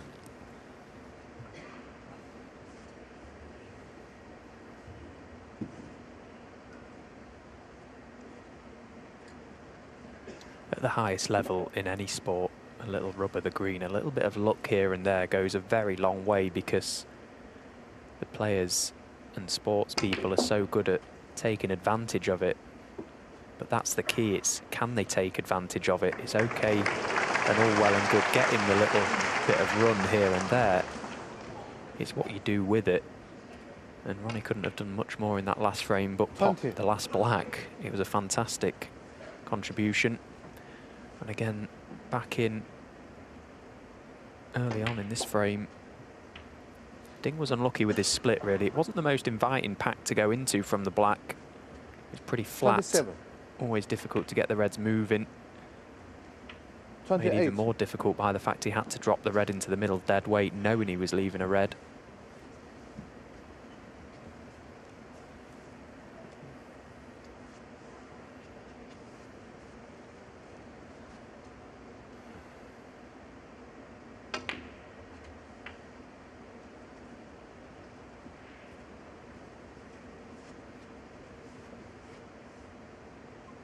$35.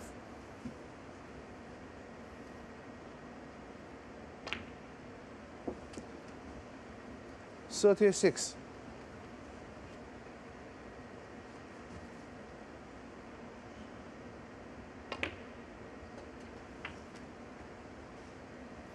Hello guys, hello my dear lovely students. तो आप सभी के लिए एक बहुत बड़ा update है। अगर आप एमपी आईटीए टीओ का प्रिपरेशन कर रहे हो तो आप सभी को बहुत बड़ा कंफ्यूजन था कि सर इसका एग्जाम होगा या नहीं होगा, बिकॉज एग्जाम कैलेंडर में एमपी आईटीए टीओ के for Ronnie O'Sullivan, you can see they all pot, and as he pots one, will uncover another.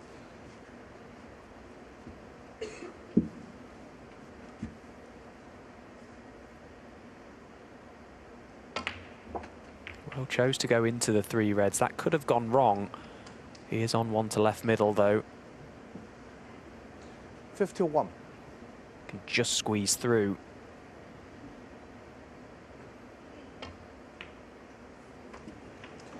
52.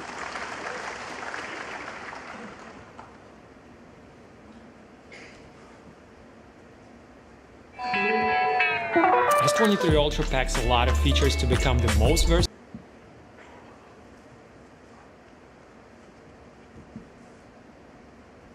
Properly utilize these features and settings. Hey, Steven is here. Today I will be sharing my camera settings for the S23 Ultra that I used to create these videos. All of the footage that you're seeing right now was shot on the phone. So I will also cover some of the cinematic tips and techniques that will make your videos look like they were shot on a professional cinema camera. And to prove it, I will be comparing the S23 Ultra with the Red camera. And even though in this video I will be using the Galaxy phone, you can still stick around if you have another brand of the phone or camera, as I will be covering the very basic settings that pretty much any latest smartphone or camera out there have. And by the way, thank you guys so much for supporting my channel and helping me to reach already 12K. I really appreciate it. So if you like this video and want to see more content like this, then make sure to subscribe. Now let's get straight into the video and start with the resolution. It will determine how crisp your image looks. I always go for 4K, and in very rare cases I would use 8K. If you do not see the 4K option on your S23 Ultra, do not worry, it's just because it's named UHD Ultra HD, so make sure to toggle it on. The next to it is the frame rate, or FPS. It will determine the fluidity of movement in your footage, and in the case of digital phones it can also affect the choppiness of your videos. So I use 60 FPS only with intention to slow down the footage in post. So long story short, I prefer 24 or 30 FPS on most cameras. It will perform better than 60 FPS and it will look crispier. Now let's talk about camera modes for video. You can record videos which are good for stories or maybe shorts, because auto mode is best for quickly getting the footage done. And if you want to use regular video mode, then make sure to lock your exposure to avoid any random settings change made by the phone automatically. It's very similar to iPhone camera settings, just low. And Ding concedes. In truth, the frame was gone already. So Ronnie O'Sullivan extends his lead and moves to within one of yet another Shanghai Masters semi-final. A 5-times champion on the cusp of continuing his defence here in Shanghai. 5-3 up.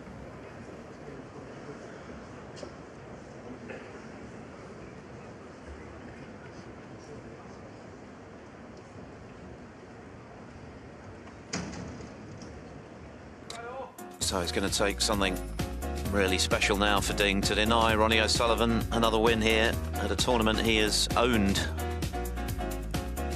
down the years. Things a little tighter on the other table. That said, Judd Trump is about to go 2 frames clear himself. Si Jiawei was able to stay in touch by winning the 5th, but Trump has dominated the 6th frame and has moved to within 2 frames himself of a possible showdown with Ronnie O'Sullivan in the last 4 on Saturday. 4-2 up. Trump and O'Sullivan, the 2 outstanding winners of last season, of course. Trump with 5 titles. O'Sullivan winning the really big ones as regards the UK, the Masters, the Invitational in Riyadh. Kyren Wilson winning the biggest of all, of course, but being whitewashed yesterday. Not the start he would have had in mind to his first season as reigning world champ, but lots and lots of snooker still to come, of course.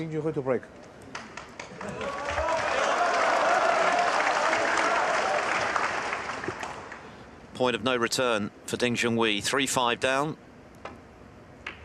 with 3 still to come potentially.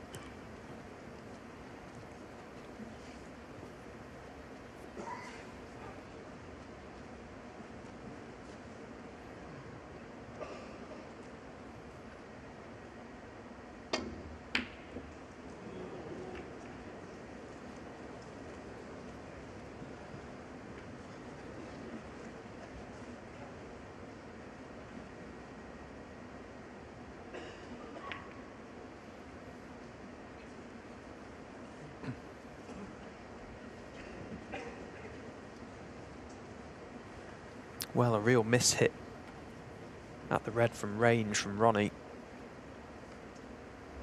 but did get away with it. Didn't leave anything available for Ding but to play a safety to the top cushion, so possible little stalemate here. Neither player able to play up to the balk area for the time being.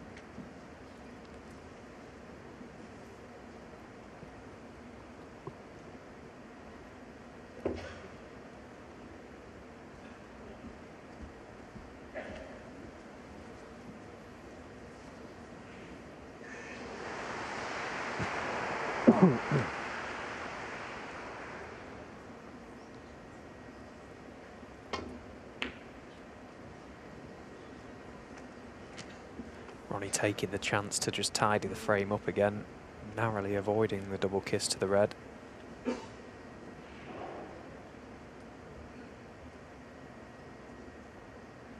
Yeah, it's going to take something special, isn't it, from Ding from here on out if he's going to see out this match and make a miraculous comeback. He hasn't played badly, Ding. He's surrendered a couple of opportunities which we perhaps thought he may have taken, but you know, on the whole, he's looked pretty good. He's stayed positive, which personally I like to see.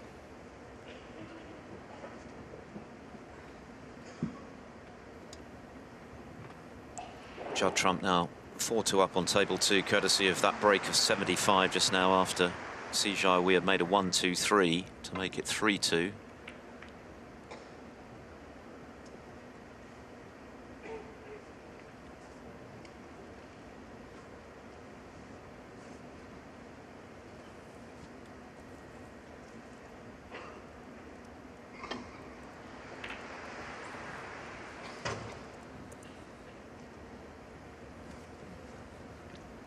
Great line on the cue ball from Ronnie again. Saw the chance to nail Ding, big target over behind that brown and green. Looks as if he's cut off the left side of the table, which was important. And there you can see Ding really with not much to go at.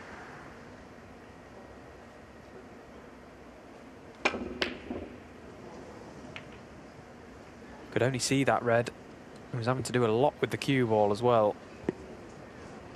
So the good safety shot once again from Ronnie O'Sullivan has presented this chance. First couple of shots important here. He's played that well, just dragged it in to control the pace of the cue ball.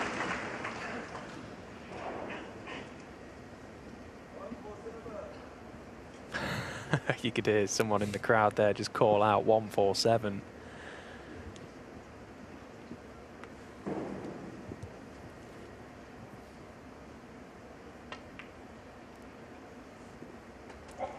He hasn't seemed especially inclined in going for them in more recent times, O'Sullivan. 8.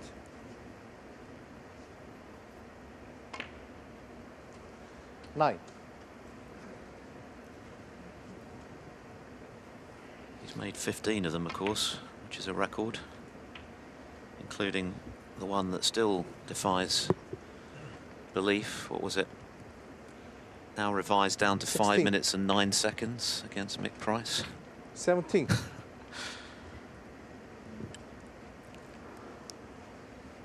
The most remarkable thing about that record is that when you watch the break, it doesn't feel as though he's particularly rushing.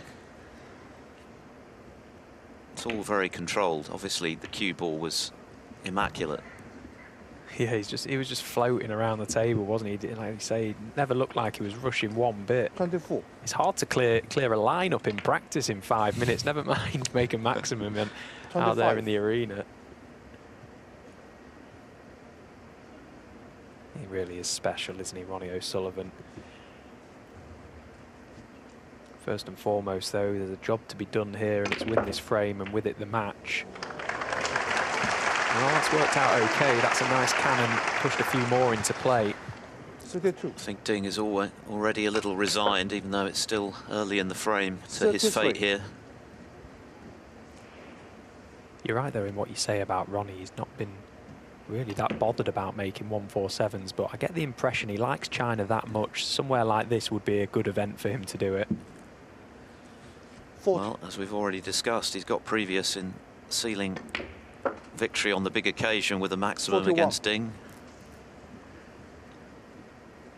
It's hard to imagine the decibel level if he were to replicate that today.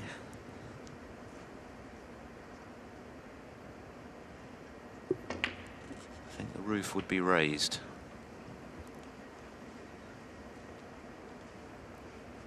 $48.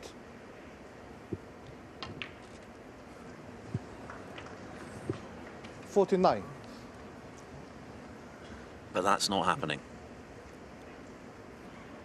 You could hear the few murmurs in the crowd. They're all absolutely fuming at you, Ronnie.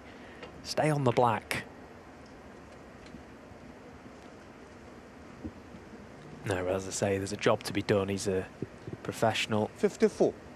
Doesn't want to take anything for granted, treating Ding again, as we expected, with the utmost 55. respect.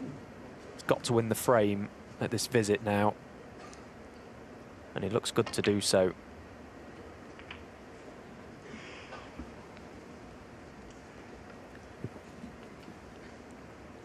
$62. And it's the way he's raised his game from 3 each, because at that stage he wasn't playing especially well. But in the last 3 frames, it's been a different story, but that red stays out. 62. And there are still enough points there for Ding, so maybe there's a twist in this tale. Still 7 reds on the table, and very little safe.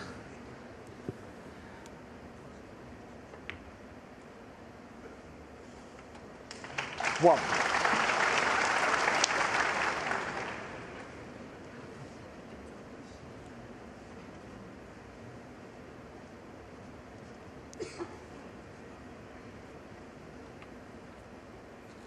Again, wasn't forced to play the cannon, Ronnie chose to do it. And it did go wrong because that wasn't an easy pot he took onto the yellow pocket. 6. Not just the pot, but the cue ball as well, trying to navigate it through the reds.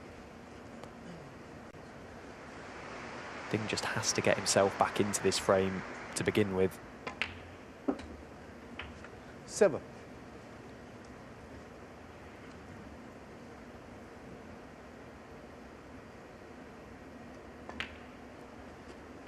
Even though there's 2 reds just slightly safe, the one on the right, the one beneath the black, they're not too bad actually. 13.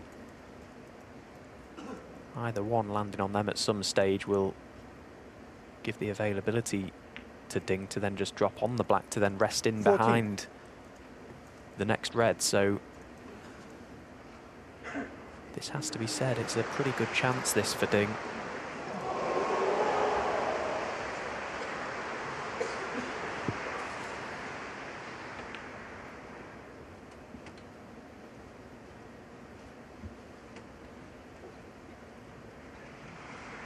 $19.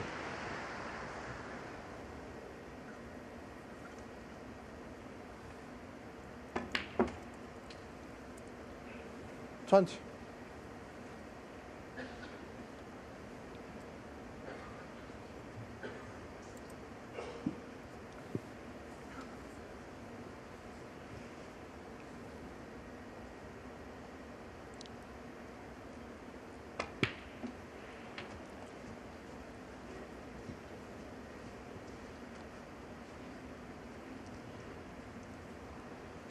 $24.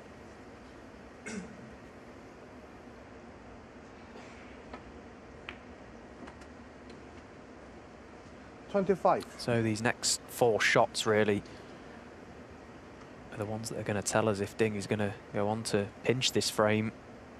Would love a slight angle on this black just to get in behind that red. Yeah, nicely done. So now this is the shot. If he can drop this red down the rail, leave himself low on the black, just drop the cue ball over that side of the table, that would be absolutely perfect.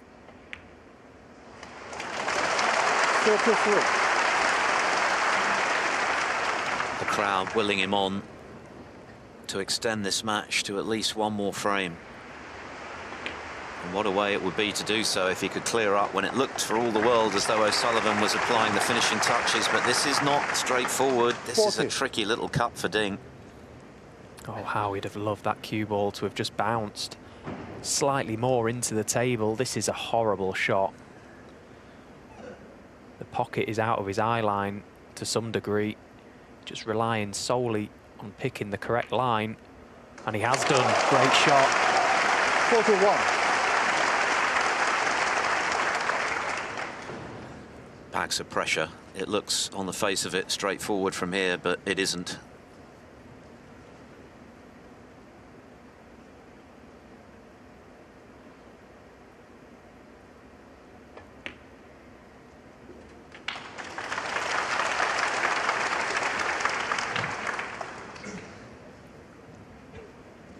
$47.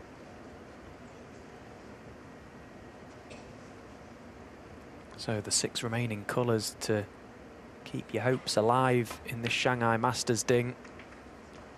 49.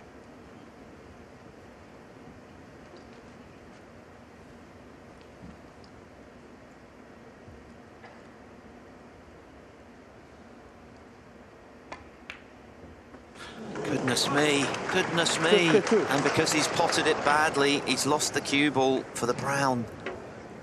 Oh, it was a bad strike, wasn't it? You could see he sort of hesitated on delivery there. This little thing of his action has just crept in the past few years. He almost like double hits. When the pressure's on, sort of goes through and then goes through again. It didn't do him any favours on that shot. What a mistake.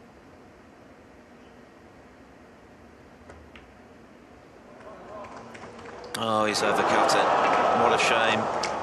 Ding Junhui, 52. And discards his extension in disgust. O'Sullivan needs brown and blue for victory. Yeah, the green went in thin, didn't it? Which ultimately Ding lost the cue ball. So just this blue, Ronnie O'Sullivan to book his place in the semi-finals. And then it goes. 9. So Ronnie O'Sullivan once again proving irresistible in Shanghai. It's been an incredible record that he's built over the years, and he's on course for a 6th title here, which will be his 5th in a row.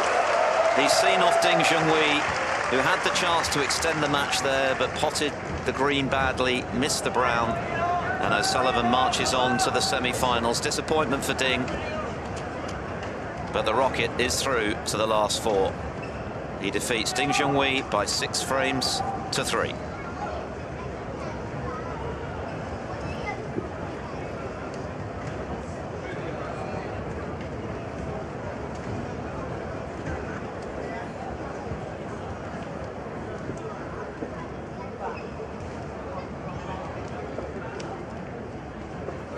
So all over on table 1, but still snooker to be played on table 2, although Judd Trump is hoping that he can polish this off pretty quickly now. He's moved 5-2 clear in early in the frame he needs to set up what would be a mouth-watering showdown with Ronnie O'Sullivan, who many thought were going to be facing off in the semi-finals at the Crucible in the spring. As it turned out,